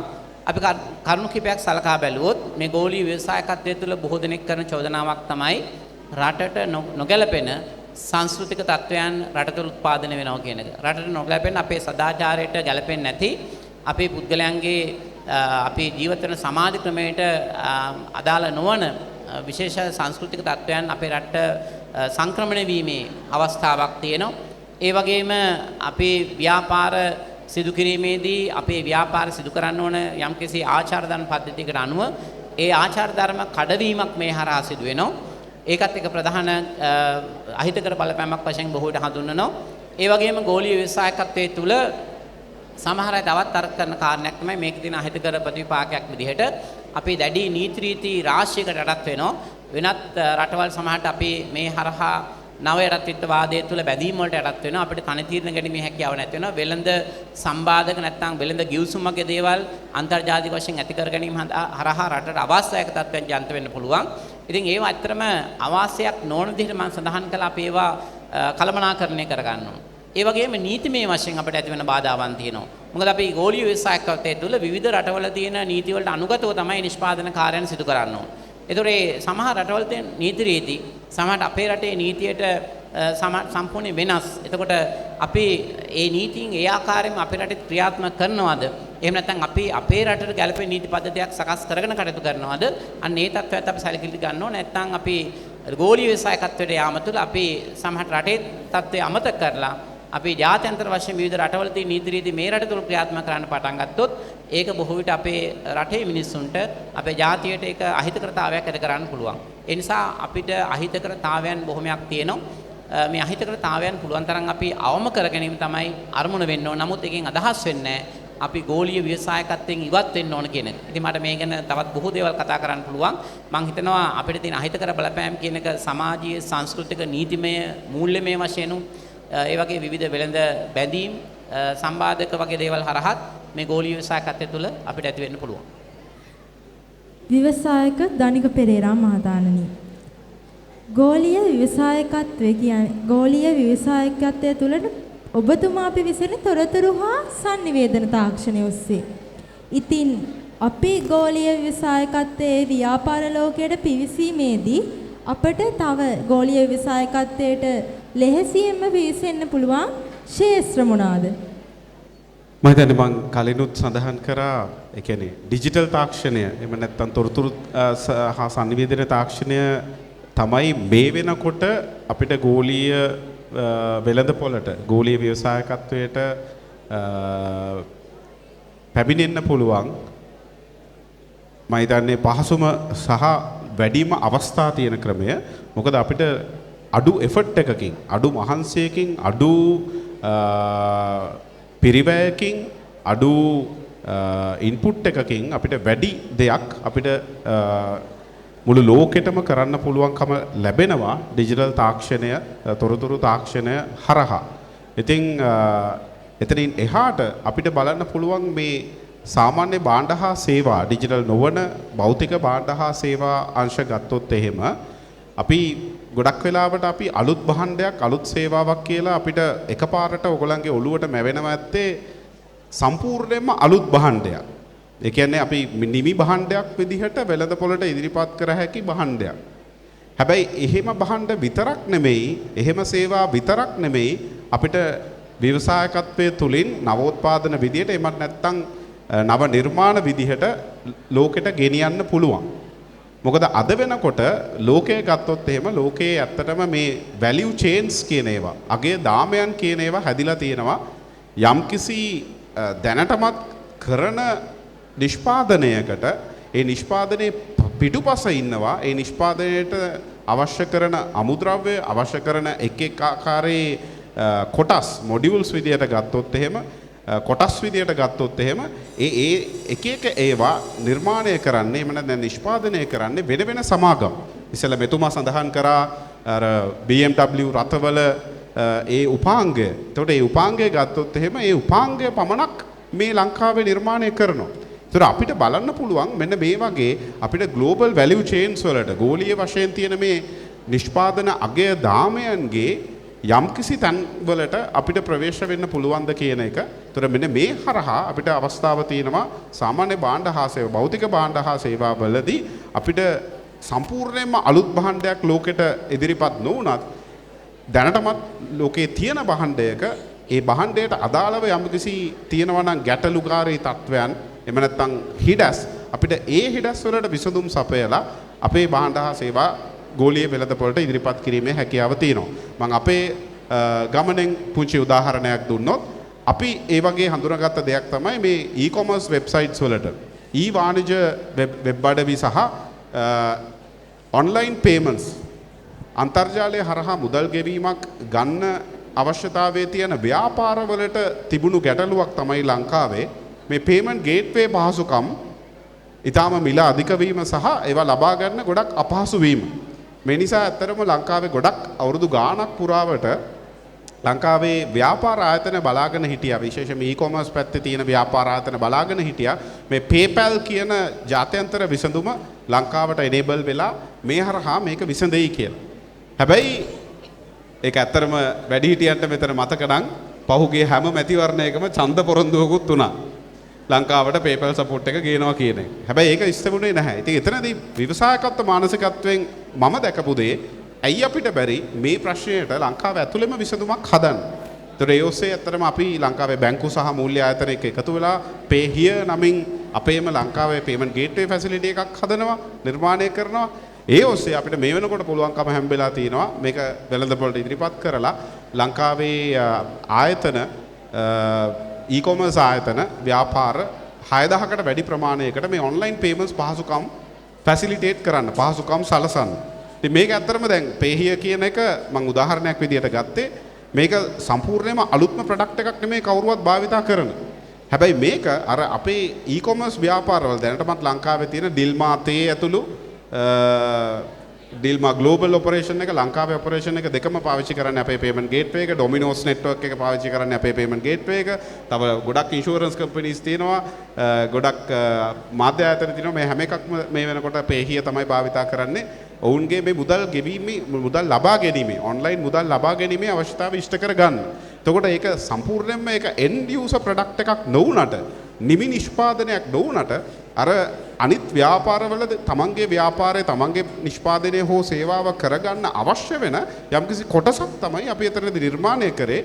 හැබැයි ඒ ඔස්සේ අපිට පුළුවන්කම හම්බෙලා තිනවා එයත් සාර්ථක ව්‍යාපාරයක් බවට ව්‍යවසායකත්වයක් බවට පත් කරන්න. ඉතින් මේක ගෝලීය වශයෙන් ගත්තොත් එimhe මෙන්න මෙවැනි අවස්ථා අපි අඳුනා ගත්තොත් අනිකුත් ව්‍යාපාරවලට නැත්නම් අනිකුත් නිෂ්පාදනයන් කරන සේවා කරන ව්‍යාපාරවලට ඔවුන්ගේ නිෂ්පාදන දාමේ අගේ දාමේ තියෙන යම්කිසි හිඩස් තියෙනවා නම් අන්නේ හිඩස් හඳුනගෙන එතනට හරි විසඳුමක් දෙන්නොත් අපිට එතන ලොකු අවස්ථාවක් තියෙනවා ගෝලීය වශයෙන් අපිට අපේ නිෂ්පාදන මුළු ලෝකෙටම අරගෙන යන්න. බොහොමත්ම ස්තුතියි දනික සර්. මහාචාර්යතුමනි. දේශීය ව්‍යවසායකින් මේ ගෝලීය ව්‍යාපාර ලෝකයට යොමු වෙද්දී තරඟකාරීත්වය කියන්නේ අපි අනිවාර්යයෙන්ම මුහුණ දෙන අභියෝගයක්. ඉතින් දේශීය ව්‍යවසායකයන් මේ ආකාරයට ගෝලීය ව්‍යාපාර ලෝකයට පිවිසෙද්දී සැලකිලිමත් වෙන්න ඕන කරුණ මොනවාද? ගෝලීය ව්‍යවසායකත්වයේ සඳහා ප්‍රවේශ වීමේදී සැලකිලිමත් යුතු ප්‍රධාන කාරණා රාශියක් තියෙනවා. එක ප්‍රධාන කාරණාවක් වශයෙන් මට හඳුනා ගන්න පුළුවන් ග්ලෝබල් මයින්ඩ්සෙට් කියන එක. ඒ ව්‍යවසායකයා තුළ පවතින ඕන ලෝකය සඳහා Taman භාණ්ඩයක් හෝ සේවාවක් නිෂ්පාදනය කරනවා කියන ඒ හැඟීම මම ඒක කෙටියෙන් සඳහන් කරේ ග්ලෝබල් මයින්ඩ්සෙට් කියන එක මේක ටිකක් දීර්ඝ වශයෙන් කතා කරන්න ඕන දෙයක් කාල වේලා ගැටලුව නිසා. ඒතර ප්‍රධාන කාරණේ තමයි අන්නේ කරුණ. ඒ ග්ලෝබල් මයින්ඩ්සෙට් කියන එක නැත්තම් අපිට මුළු ලෝකයා වෙතම අපේ නව්‍යතා උත්පාදනය සඳහා වන නව අදහස සාර්ථකව ඉදිරිපත් කිරීමේ හැකියාවක් නැතුව යනවා. මොකද විවිධ රටවල ආර්ථික දේශපාලන සමාජීය තත්ත්වය සම්පූර්ණයෙන් වෙනස්. දැන් අපි ගත්තොත් මැක්ඩොනල්ඩ් ව්‍යාපාරය. ඔයාලා දන්නවද ලෝකයේ මැක්ඩොනල්ඩ් ව්‍යාපාරයේ ශාඛා 44000ක් මේ වෙනකොට තියෙනවා. එකම ව්‍යාපාරය හැබැයි ඒ ව්‍යාපාරය කරගෙන යනකොට ඒ ව්‍යාපාරයේ පිහිටි රට අනුව එයාලගේ නිෂ්පාදිතයන් ප්‍රමුඛතාවයේ පිළිවෙල කියන එක වෙනස් කරනවා. දැන් යුරෝපා රටවල මැක්ඩොනල්ඩ් වල වැඩිම ඉල්ලුමක් තියෙන්නේ මීට්ස් බර්ගර් එහෙම නැත්නම් බර්ගර් කියන ආහාර සඳහා. නමුත් ආසියාතික රටවල මැක්රයිස් වගේ ඒවාට ඉල්ලුම් වැඩි.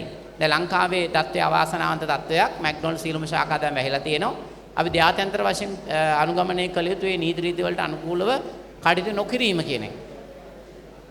එතකොට ගෝලීය ව්‍යවසායකෙත් තුළ ඒ අදාළ රට හෝ ඒ මාකට් ෂෙයා එක වෙළඳපොළ කොටස ඊට ගැළපෙන විදිහට තමාගේ ව්‍යාපාර කටයුතු හසුරාලීමේ හැකියාව කෙනක තියෙනවා. ඒකයි ග්ලෝබල් මයින්ඩ් සෙට් කියලා කියන්නේ. ඒ වගේම තවත් අවධාරණය කරන ප්‍රධාන කාරණාවක් තමයි නීතිමය පැතිකඩයන්.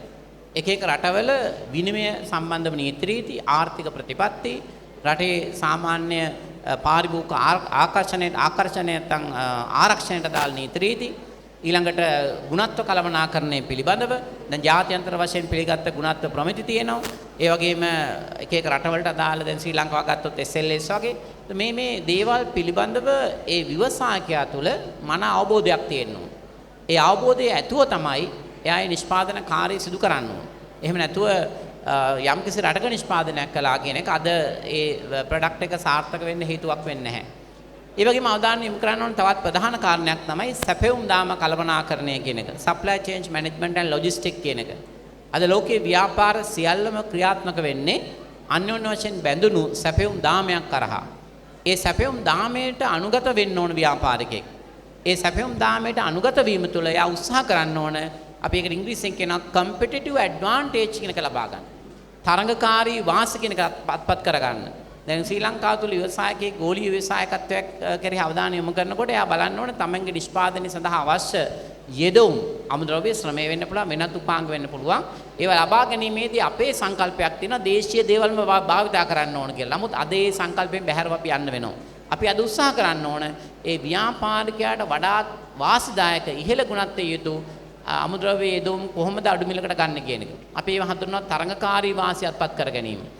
මම උදාහරණයක් කිව්වොත් ඇමරිකාවේ බොහෝ සමාගම් චීනට ව්‍යාප්ත වෙනවා. තරඟකාරී වාසියත්පත් කර ගැනීම සඳහා. මොකද ඇමරිකාවේ එක පැයකට ඩොලර්ස් 9ක් අවම වැටුප ගෙවනවා. නමුත් චීනයේ පැය 8ක සේවා මුරයක් සඳහා දවසට ඩොලර්ස් 2යි ගෙවනවා. ඒ නිසා විශාල සමාගම් රාශියක් ඇමරිකාවේ සමාගම් චීනට සංක්‍රමණය වෙන්නේ මොකටද? තරඟකාරී වාසියත්පත් කරගන්න ශ්‍රමය ලබා ගැනීම සම්බන්ධයෙන්. මම ඔය කතා කළේ එක කාරණයක් විතරයි. ඒ වගේම අමුද්‍රව්‍ය වෙන්න පුළුවන්, අනිකුත් ද්‍රව්‍ය වෙන්න පුළුවන්. අද ලෝකේ ව්‍යාපාර ක්‍රියාත්මක වෙන අනේක ක්‍රමයේ හරහා. ඒ නිසා දේශීය ව්‍යවසායකෙක් ගෝලීය ව්‍යවසායකත්වයේ කෙරෙහි අවධානය යොමු කරනකොට අනිවාර්යයෙන් මෙයා අවධානය යොමු කරන්න ඕන කාරණයක් තමයි මේ සැපෙවුම් දාම කළමනාකරණය නැත්නම් ලොජිස්ටික් කියන ඒවත් එක්ක කොහොමද සම්බන්ධව සහයෝගයෙන් කටයුතු කරන්නේ. ආයතනයේට රටට තරඟකාරී වාසි කොහොමද අත්පත් කරගන්නේ. දැන් බලන්න ලංකාව දැනට දශක 3කට විතර කලින් විදේශ ආයෝජනවල විශාල අපේ ඉල්ලුමක් තුණා. විශාල ආයෝජක සංඛ්‍යාවක් අපේ රටට ආවා. ඇයි අපේ රට විශාල වශයෙන් ආයෝජකයෝ ආවේ? ඒ කාලේ ආයෝජකයන්ට අවශ්‍ය අඩතල් පහසුකම් රට තුල ඇති කරලා තිබුණා. ඒ කාලය තුල අපේ රට තුල ආයෝජකයන්ට ශ්‍රමය අඩු මිලකට ලබා ගැනීමේ හැකියාව ලැබුණා. එයාට ගොඩක් තරඟකාරී වාසි මේ රට තුල තිබුණා. නමුත් අද වෙනකොට සම්පූර්ණ තත්ත්වය වෙනස් වෙලා තියෙනවා. විශාල වශයෙන් ආයෝජකයෝ වෙනත් රටවල ඇදී යන ස්වරූපයක් තියෙන්නේ අපේ රටට එන ආයෝජන ප්‍රමාණය සාපේක්ෂව අඩුයි. මොකද මේ රට තුලින් ඒ ආයෝජකයන්ට තරංකාරී වාසියත්පත් කරගන්න බෑ. ඒ නිසා ගෝලීය ව්‍යවසායකත්වයේ තුලදී අපි හැකිතරම් උත්සාහ කරන්න ඕන මේ ලෝකයේ අනිත් රටවල් හා සම්බන්ධ වෙළඳපොළක් විදිහට කරගෙන කටයුතු කරගෙන යනකොට කොහොමද තරංකාරී වාසියත්පත් කර ගැනීම හරහා කටයුතු කරන්නේ. ඒ වගේම රටවල් අතර තියෙන භාෂාමය ගැටලු තියෙනවා. අපි දන්නවා ශ්‍රී ලංකාවේ භාෂාව, චීනී භාෂාව, මේ ජපානයේ භාවිත කරන භාෂාව. එතකොට මේවා එකිනෙකට වෙනස්. ඒතර කොහොමද මේ හොඳ sannivedanayak මේ රටවල් අතර කරන්නේ? දැන් මෙතුමා ඒකට ව්‍යවසායකයෙක් විදිහට දායකත්වය ලබා දීලා තියෙනවා. ශ්‍රී ලංකාවේ භාෂාව සම්බන්ධ පස්සේ මේක ඉතාමත් වැදගත් කාරණයක්. ඔයාලා වුණත් මං හිතන්නේ අනාගතයේදී මේ පාසලෙන් ඉගෙනගෙන විශ්වවිද්‍යාලෙ ගිහිල්ලා නේද විදේශ රටක අධ්‍යාපනයක් ලබන්න යනකොට ඔය ගැටලුව පැන්නගිනවා. භාෂාමය ප්‍රශ්නේ. ඉතින් ඒවට අනුගත වෙන්න ඕන. ඒවා අපි හුරු වෙන්න ඕන. එහෙම නැතු වුණොත් අපිට අපේ අරමුණු කරා ළඟා වෙන්න බෑ. මොකද මට එක අත්දැකීමක් තියෙනවා. මම විශ්වවිද්‍යාලයේ ගියාට පස්සේ මට විශ්වවිද්‍යාලයෙන් හම්බුණා ශිෂ්‍යත්වයක් චීන රටට යන්න මගේ ආචාර්ය උපාධිය කරන්න. හැබැයි යන්න කලින් මට කිව්වා චීනෙට ගිහිල්ලා ඉංග්‍රීසි මාධ්‍යයෙන් කරන්න පුළුවන් කියලා. හැබැයි මම චීනෙට ගියාට පස්සේ මමයි තව යාළුවෙක් කිව්වේ මගේ යාළුවා දැන්ට ජපානයේ තානාපති වශයෙන් ඉන්නවා. එතුමා මේ අපි දෙන්නට මේ හෙද කිව්වා මාස 6ක් අනිවාර්යෙන් චීන මේ ලැන්ග්වේජ් එක අධ්‍යයනය කරන්න කියලා. එහෙම නැතුව ඔයාලට පාඨමාලා කරන්න දෙන්න බෑ කියලා. නමුත් මට විශ්වවිද්‍යාලේ දීලා තිබෙන නිමාඩු අවුරුදු 2කට විතරයි. ඒ කාලය තුල මට පාඨමාලාව ඉවර කරගන්න බෑ. ඒ නිසා අපි නැවත ආවා. රටට ආවා. ඉතින් ඒ නිසා මේ භාෂාව කියන එක ව්‍යාපාර ලෝකයේ තුල විතරක් නෙමෙයි අධ්‍යයන ශාස්ත්‍රය තුලත් ඔබට ඉතාමත් වැදගත් වෙනවා. ඒ නිසා පුළුවන් තරම් උත්සාහ කරන්න ඕන මේ අලුත් තවත් භාෂාවක් ඉගෙන ගන්න. ඉතින් ගෝලීය ව්‍යවසායකත්වය ගැන අවධානය කරන කෙනෙක් භාෂාමය ගැටලු සඳහා විසුම් අනිවාර්යෙන් සොයන්න ඕන. ඒ වගේ අපිට සමාජීය, සංස්කෘතික, දේශපාලනමය, ආර්ථික, මූල්‍යමය අනාදී වශයෙන් විවිධ ගැටලු ප්‍රශ්න තියෙනවා. ඒවට අදාළව අවධානය යොමු කිරීම කියන එක ඉතාමත් වැදගත් වෙනවා. බොහෝ විට ගෝලීය ව්‍යවසායකත්වයේ සාර්ථක කර ගැනීමේදී. එතෙන්ද මම තව දෙයක් මතක් කරන්න ඕනේ. දැන් ගෝලීය ව්‍යවසායකත්වය ගැන කතා කරනකොට Amazon ගන්න පුළුවන් අපිට, ඊළඟට Alibaba ගන්න පුළුවන්, ඊළඟට අපි ගත්තොත් Spring Link කියන එක, ඒ වගේම ටෙස්ලා වගේ ලෝකයේ දැවැන්ත ව්‍යවසායකයෝ මේ ලෝකේ වෙනස් කරන විශාල කාර්යභාරයක්. ඉතින් ලංකාව සම්බන්ධයෙන් ගත්තොත් ධම්මික පෙරේරා වෙන්න පුළුවන්, හේමක ජයවර්ධන මාස් හෝල්ඩින් වැනි ආයතන. එතකොට මම හිතන්නේ ඔබට අද මේ ලීෆ්ලට් එකකුත් ලැබෙයි. NSBM ආයතනය ලංකාවේ විශාල විදේශීය මුදල් ප්‍රමාණයක් රටින් බැහැරව යන එක නවත්තලා විශ්වවිද්‍යාලයක් ලංකාවේ පටන් ගත්තා. දින 1000කින් තමයි ඒ විශ්වවිද්‍යාලය ඇති කරේ. ඒ එතුමාට මේ පාර මහාචාර්ය ඊයේ වීරසිංහ මහතාට හොඳම ව්‍යවසායකත්වයේ ලීඩර්ෂිප් කියන සම්මානය 2025 සම්මානය එතුමාට හිමි වුණා. ඒ කියන්නේ එතුමාගේ පෞද්ගලික ව්‍යාපාරයක් නෙමෙයි, කරාගේ දායකත්වයේ මේ රටට දවස් 1000කින් විශ්වවිද්‍යාලය හැදුවා. දැන්ට ළමයි 18000ක් ඒ විශ්වවිද්‍යාලය ඉගෙන ගන්නවා. මම කියන්නේ තවත් විශ්වවිද්‍යාල තියෙනවා. නමුත් ඒකත් එක ව්‍යවසායකත්ව සංකල්පයක්. ඉතින් අපි දේශීය ව්‍යවසායකත්වයට අගය කරන්න ඕන. ඒකත් වැදගත්. ඉතින් මේ දේශීය ව්‍යවසායකයන් පුළුවන් මම අර කිව්ව කාරණා කෙරෙහි අවධානය යොමු කරමින් ලෝකේ ගෝලීය ව්‍යවසායකත්වය කෙරෙහි අවධානය යොමු කරා. ව්‍යවසායකයෙක් මුලින්ම ව්‍යාපාර ලෝකයට පිවිසෙද්දී ඔහු අභිප්‍රේරණයක් කිරීම අවශ්‍යයි. ඉතින් ව්‍යවසායකයෙක් මේ ගෝලීය ව්‍යාපාර ලෝකයට පිවිසෙද්දී අභිප්‍රේරණය කියන එක අවශ්‍යම කරුණක්. ඉතින් ධනිකස මේ ප්‍රශ්න ඔබතුමන්ට දේශීය ව්‍යවසායකින් මේ ආකාරයට ගෝලීය ව්‍යාපාර ලෝකයට පිවිසෙද්දී ඔවුන්ට පහසුකම් සපයන ආයතන මොනවාද? අද වෙන විට බිහි වෙලා තියෙන රජයේ පැත්තෙන් ගත්තොත් රජයේ පැත්තෙන් යම්කිසි ආයතන පිහිටවලා තියෙනවා. ලංකාවේ දේශීය ව්‍යවසායකීන්ට විදේශ වෙළඳ පොළවල් වලට යන්න එක්ස්පෝර්ට් ඩෙවලොප්මන්ට් බෝඩ් එක වගේ ආයතන. ඉතින් ඒ හරහා ඇත්තටම මෙන්න මේ ඔබ කිව්වා වගේ අභිප්‍රේරණ ලබා ගැනීමේ හැකියාව තියෙනවා. ඊට අමතරව මූල්‍ය වශයෙන් අවශ්‍ය අරමුදල් සපයා ගැනීමේ හැකියාව තියෙනවා. ඒ වගේම විශේෂයෙන්ම වැදගත් වෙන දෙයක් තමයි මේ තමන් ගෝලීය වෙළඳපොළට හරියන නිෂ්පාදනයක් හෝ සේවාවක් කරාට පස්සේ අපිට ඩිජිටල් දෙයක් නම් අපිට පුළුවන් අර මම ඉස්සෙල්ලා සඳහන් කරපු විදිහට global marketplaces, app store, play store වගේ marketplaces හරහා සහ global advertising, social media advertising, සමාජ මාධ්‍ය භාවිත කරන්න පුළුවන්, Facebook වගේ advertising පාවිච්චි කරන්න පුළුවන් අනිත් අය ආකර්ෂණය කරගන්න. හැබැයි අපිට භෞතික ප්‍රොඩක්ට් එකක්, භෞතික නිෂ්පාදනයක් අපි නිර්මාණය කරොත් එහෙම ගොඩක් වෙලාවට අපිට මේක ගෝලීය වශයෙන් ගිහිල්ලා මේක ඊට අදාළ ටාගට් මාකට් එකට, ඊට අදාළ අපි ඉලක්කගත වෙළඳපොළට මේක ගැන කියන්න, මේක ගැන හඳුන්වා දෙන්න අවස්ථාවන් අපිට ලබා ගැනීම වැදගත්. ඒතර ඒ සඳහාත් ඇත්තටම අර වගේ ආයතන උදව් කරනවා. මේ විදේශයෙන්ම වෙළඳ ප්‍රදර්ශනවලට අපිට යොමු වෙන්න, අපේ නිෂ්පාදනයට අදාළ ටාගට් මාකට් එක සහභාගී වෙන, අපි බලාපොරොත්තු වෙන පාරිභෝගික ප්‍රජාව සහභාගී වෙන වෙළඳ ප්‍රදර්ශනවලට අපිට දායක වෙන්න පුළුවන්. ඉතින් මෙන්න මේ වගේ සහයන් අපිට ලබා ගන්න පුළුවන් එවැනි ආයතන හරහා. හැබැයි අර මම ඉස්සෙල්ලා සඳහන් කරා වගේ අපි ඩිජිටල් තාක්ෂණයේ පැත්තෙන් ඩිජිටල් නිර්මාණයක් කරහා, නිෂ්පාදනයක් කරහා අපිට ගෝලීය වෙළඳපොළට අවතීර්ණ වෙනවා නම් එතනදී ඔබට පහසුකම් භාවිතා කරන්න පුළුවන්. විශේෂයෙන්ම සමාජ මාධ්‍යවල දැන් මේ වෙනකොට ඇත්තටම අපි හෙළකුරු ගත්තොත් එහෙම හෙළකුරු වල මම හිතන්නේ ඔයගොල්ලෝ කවුරුත් අද වෙනකන් රූපවාහිනියේ වෙළඳ දැන්වීමක් දැකලා නැහැ නේ. ගුවන් විදුලියේ වෙළඳ දැන්වීමක් ඇසිලා නැහැ. හැබැයි අද වෙනකොට ලංකාවේ ලොකුම ඩිජිටල් ඔඩියන්ස් එක ඉන්න ප්ලැට්ෆෝම් එක බවට හෙළකුරු පත් වෙලා තිනවා දේශීය වශයෙන්.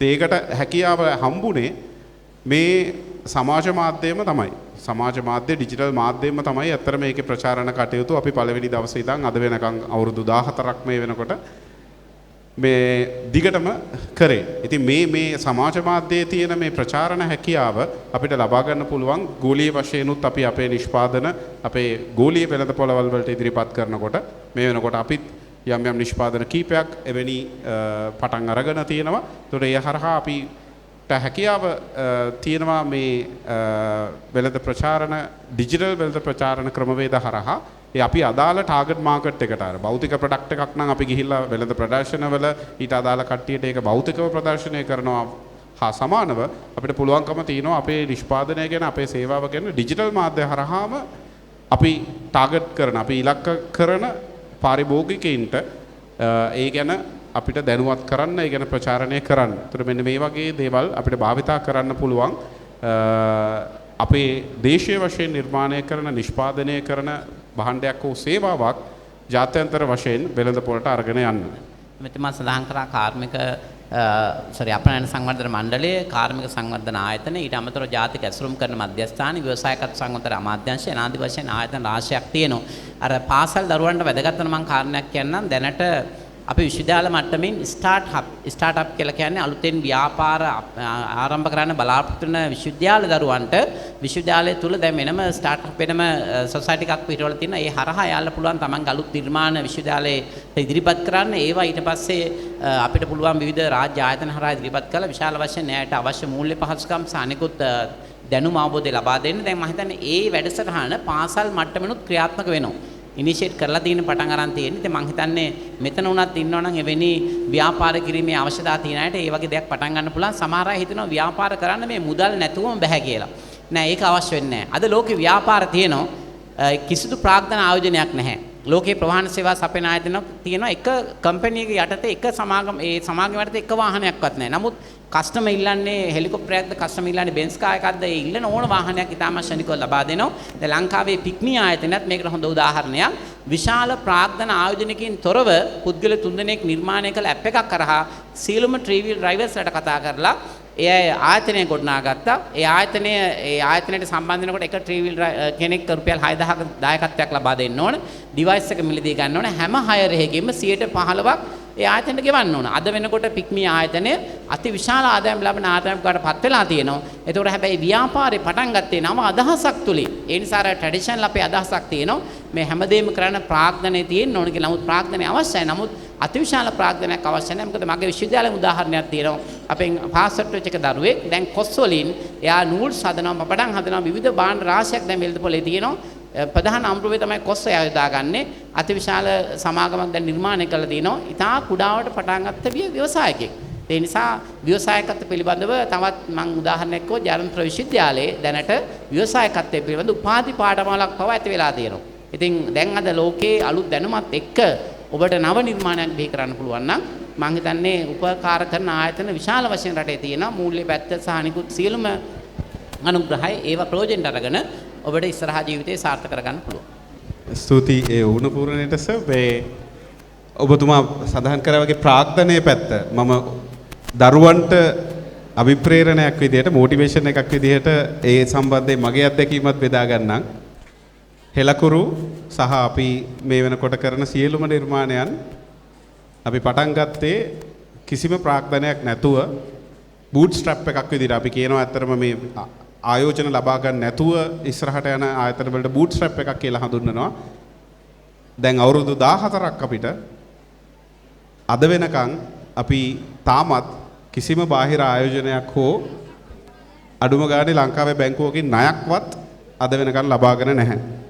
අපිම උපයපු ලාභය, අපිම උපයපු ධනය ප්‍රතිආයෝජනය කර කර තමයි අපි මේ අවුරුදු 14ක ගමන මේ වෙනකොට ඇවිල්ලා තින්නේ.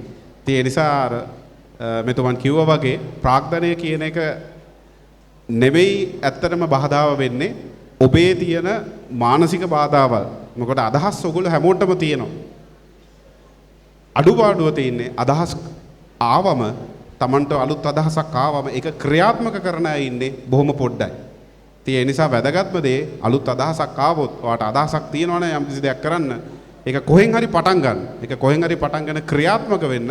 ඔබ ක්‍රියාත්මක වුණොත් අර අනිත් අවශ්‍ය සහායක වටපිටාවල් හැමදේම ඔබට ලැබෙන්න පටන් ගනි. ක්‍රියාත්මක වීම තමයි වැදගත්ම.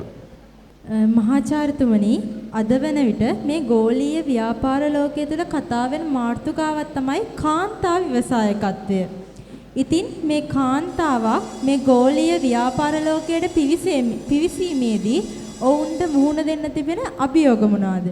හොඳයි, ඇත්තටම ඒකත් ඉතාමත් වැදගත් ප්‍රශ්නයක්. මොකද ඕනම ලෝකේ රටක් දියුණු වෙනකොට මේ කාන්තා දායකත්වය කියන එක ඉතාමත් වැදගත්.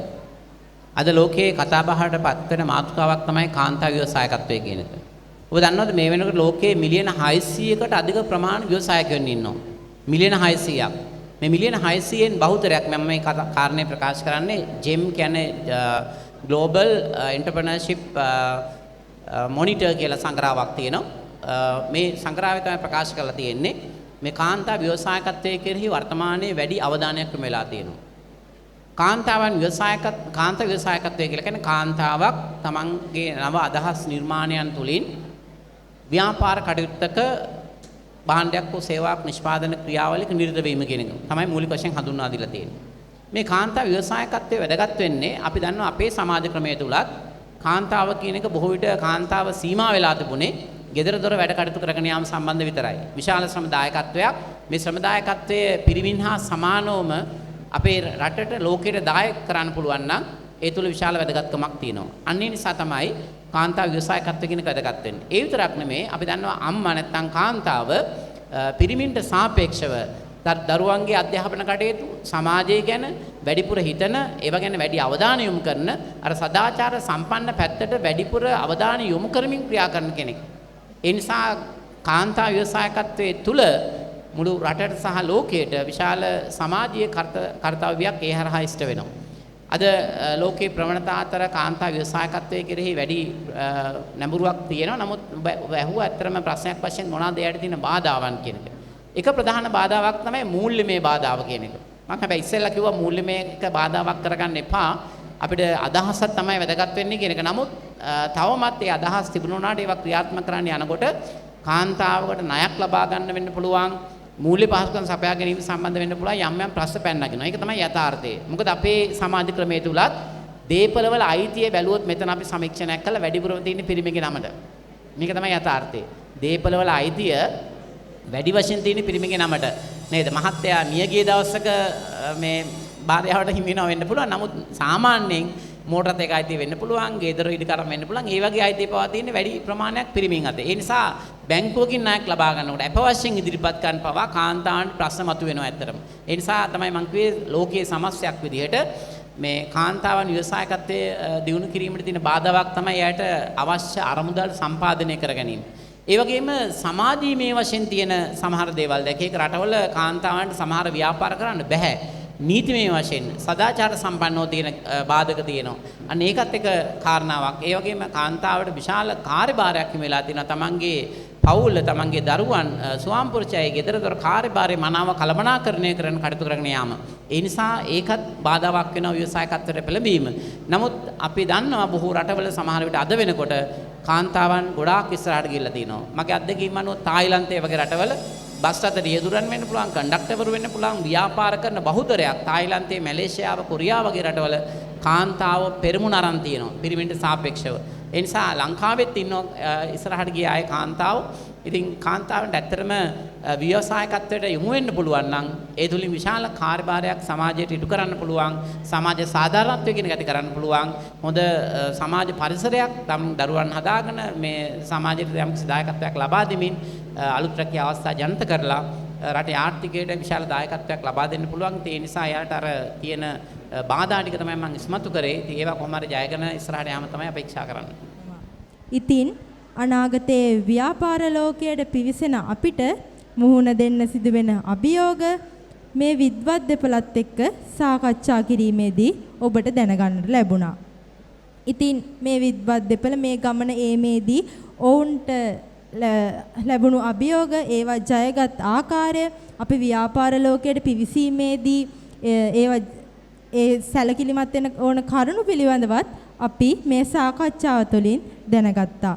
ඉතින් මේ සාකච්ඡාව තුළින් අපේ ජීවිතවලටත් ගන්න පුළුවන් ආදර්ශ ලබා ගනිමින් අපේ රට සංවර්ධිත රටක් කරා ගෙන යාමට මුල් පුරුකක් වන දක්ෂ ව්‍යවසායකයෙක් අපි තුලින්ම බිහි වේවා යන ප්‍රාර්ථනාවත් ඇතුව මේ සාකච්ඡාව මේ අයරින් අවසන් කරනවා. ප්‍රථමයෙන් මම ඇත්තටම මේ ස්තුතිවන්ත වෙනවා. අද මම මේ විද්‍යාලෙම තමයි ඉගෙන ගත්තේ. දැනට විශ්වවිද්‍යාලයේ වැඩ කරන්නේ ඇත්තටම ශ්‍රී ජනතර විශ්වවිද්‍යාලයේ කළමනාකරන අධ්‍යයන හා වාණිජ්‍ය විද්‍යා පීඨයේ මෙතන ඉන්න දුවදරන් බොහෝ දෙනෙක් වාණිජ්‍ය අංශය කියලා මම හිතනවා. ඒ හැම දිනෙකම ප්‍රාර්ථනාව තමයි වාණිජ්‍ය ශාස්ත්‍රය තුළ ලංකාවේ අද්විතීය ස්ථානයක් හිමි කරන තියෙන ජයරන්තර විශ්වවිද්‍යාලයට යනවා කියන හැඟීම මම හිතන තියෙනවා. ඉතින් ඒ අයට මම සුප්‍රාර්ථනා කරනවා ඒ කොහොම හරි අවස්ථාව දිනා ගන්න. මම මේ වෙනකොට ඇත්තටම විශ්වවිද්‍යාලයෙන් අපිට නිමාඩු ලබා ගන්න පුළුවන්. ඒ නිමාඩු අරගෙන මම විදේශගත වීමක් උනේ නැහැ. NSB ආයතනයේ NSBM හර්ද විශ්වවිද්‍යාලයේ දැනට මහාචාර්යවරයෙක් වශයෙන් සේවය කරනවා. මගේ සැබටිකල් ලියු කාලය. ඉතින් මට ඇත්තටම කියන්න ඕනේ අවශ්‍යතාවය තියෙන්නේ මම මේ පාසල ඉගෙනගෙන කැම්පස් එකට ගිහිල්ලා මම විතර ඒ ක්ලාස් එක ඇත්තටම විශ්වවිද්‍යාලේ ගියේ. විශ්වවිද්‍යාලයේ මට ප්‍රථම පෙළ සාමර්ථ්‍යයක් ලැබුණා. ඊට පස්සේ මගේ පශ්චාත් උපාධිය මම මේ කියන්නේ ඇත්තටම මගේ වර්ණාවක් නෙමෙයි. මේ දරුවන්ට එකෙන් පොඩි යම්කිසි හැඟීමක් අභිප්‍රේරණයක් ඇති කරගන්න. එදින් මම පශ්චාත් උපාධිය සම්පූර්ණ කළා. මගේ ආචාර්ය උපාධිය සම්පූර්ණ කළා. මම තායිලන්තයේ AIT කියන විශ්වවිද්‍යාලෙත් මැලේසියාවෙත් ඔක්ස්ෆර්ඩ් විශ්වවිද්‍යාලෙත් මම අවුරුදු 2ක් මගේ අධ්‍යයන කටයුතු කළා. එදින් පස්සේ මම දිගන විශ්වවිද්‍යාලයේ සේවය කරනවා. ඉතින් ඔයාලටත් පුළුවන් ඇත්තටම මේ පාසලේ ඉගෙන ගන්න මම දන්න බොහොමත් දක්ෂ ඉහළ තනතුරු වලට ගිය බොහොමයක් ඉන්නවා. ඉතින් ඔයත් උත්සාහ කරන්න. ඔයාලගේ තියෙන ප්‍රධාන යුතුයකම තමයි රැකියා සොයන කණ්ඩායමක් වෙන්න එපා කියන එකයි මගේ ප්‍රාර්ථනාව. රැකියා නිර්මාණය කරන කණ්ඩායමක් බාටපත් වෙන්න. ඔබත් හිතන ව්‍යවසායකත්වය ගැන. අවසාන වශයෙන් මට මේ කාර්ය සඳහා ආර්දනා කළ අපේ දීපිකා මැඩම්ට ඇතුළු අනිකුත් සියලුම සංවිධායක මණ්ඩලයට මගේ ස්තුතිය ප්‍රකාශ කරමින් මම නිහඬව බොහොමත් ස්තුතියි. විද්වත් දෙපළට මොහොතක් වේදිකාවේ රැඳී සිටින ලෙස ආරාධනා කරන අතර අද දින මෙම අවස්ථාවට සැපැමිණි ව්‍යවසායක දනික පෙරේරා මහතාටත් මහාචාර්ය සුගත් මංජුල අමරසේන මැතිතුමාටත් සමරු තිලින ප්‍රදානය සඳහා මාගේ මේ ගෞරවනීය ආරාධනය අප විද්‍යාලීය විදුහල්පති HSD සෝමරත්න මැතිතුමනි ඔබතුමන්ටයි.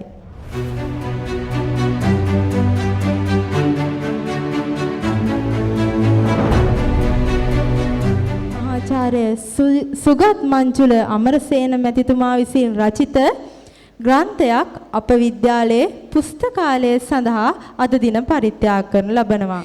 මම වෙනත් පාසල් වල ආපු දරුවන්ටත් එක්ක මතක් කිරීමක් විදිහට ශ්‍රී ලංකාවේ වාණිජ හා ව්‍යාපාර නීතිය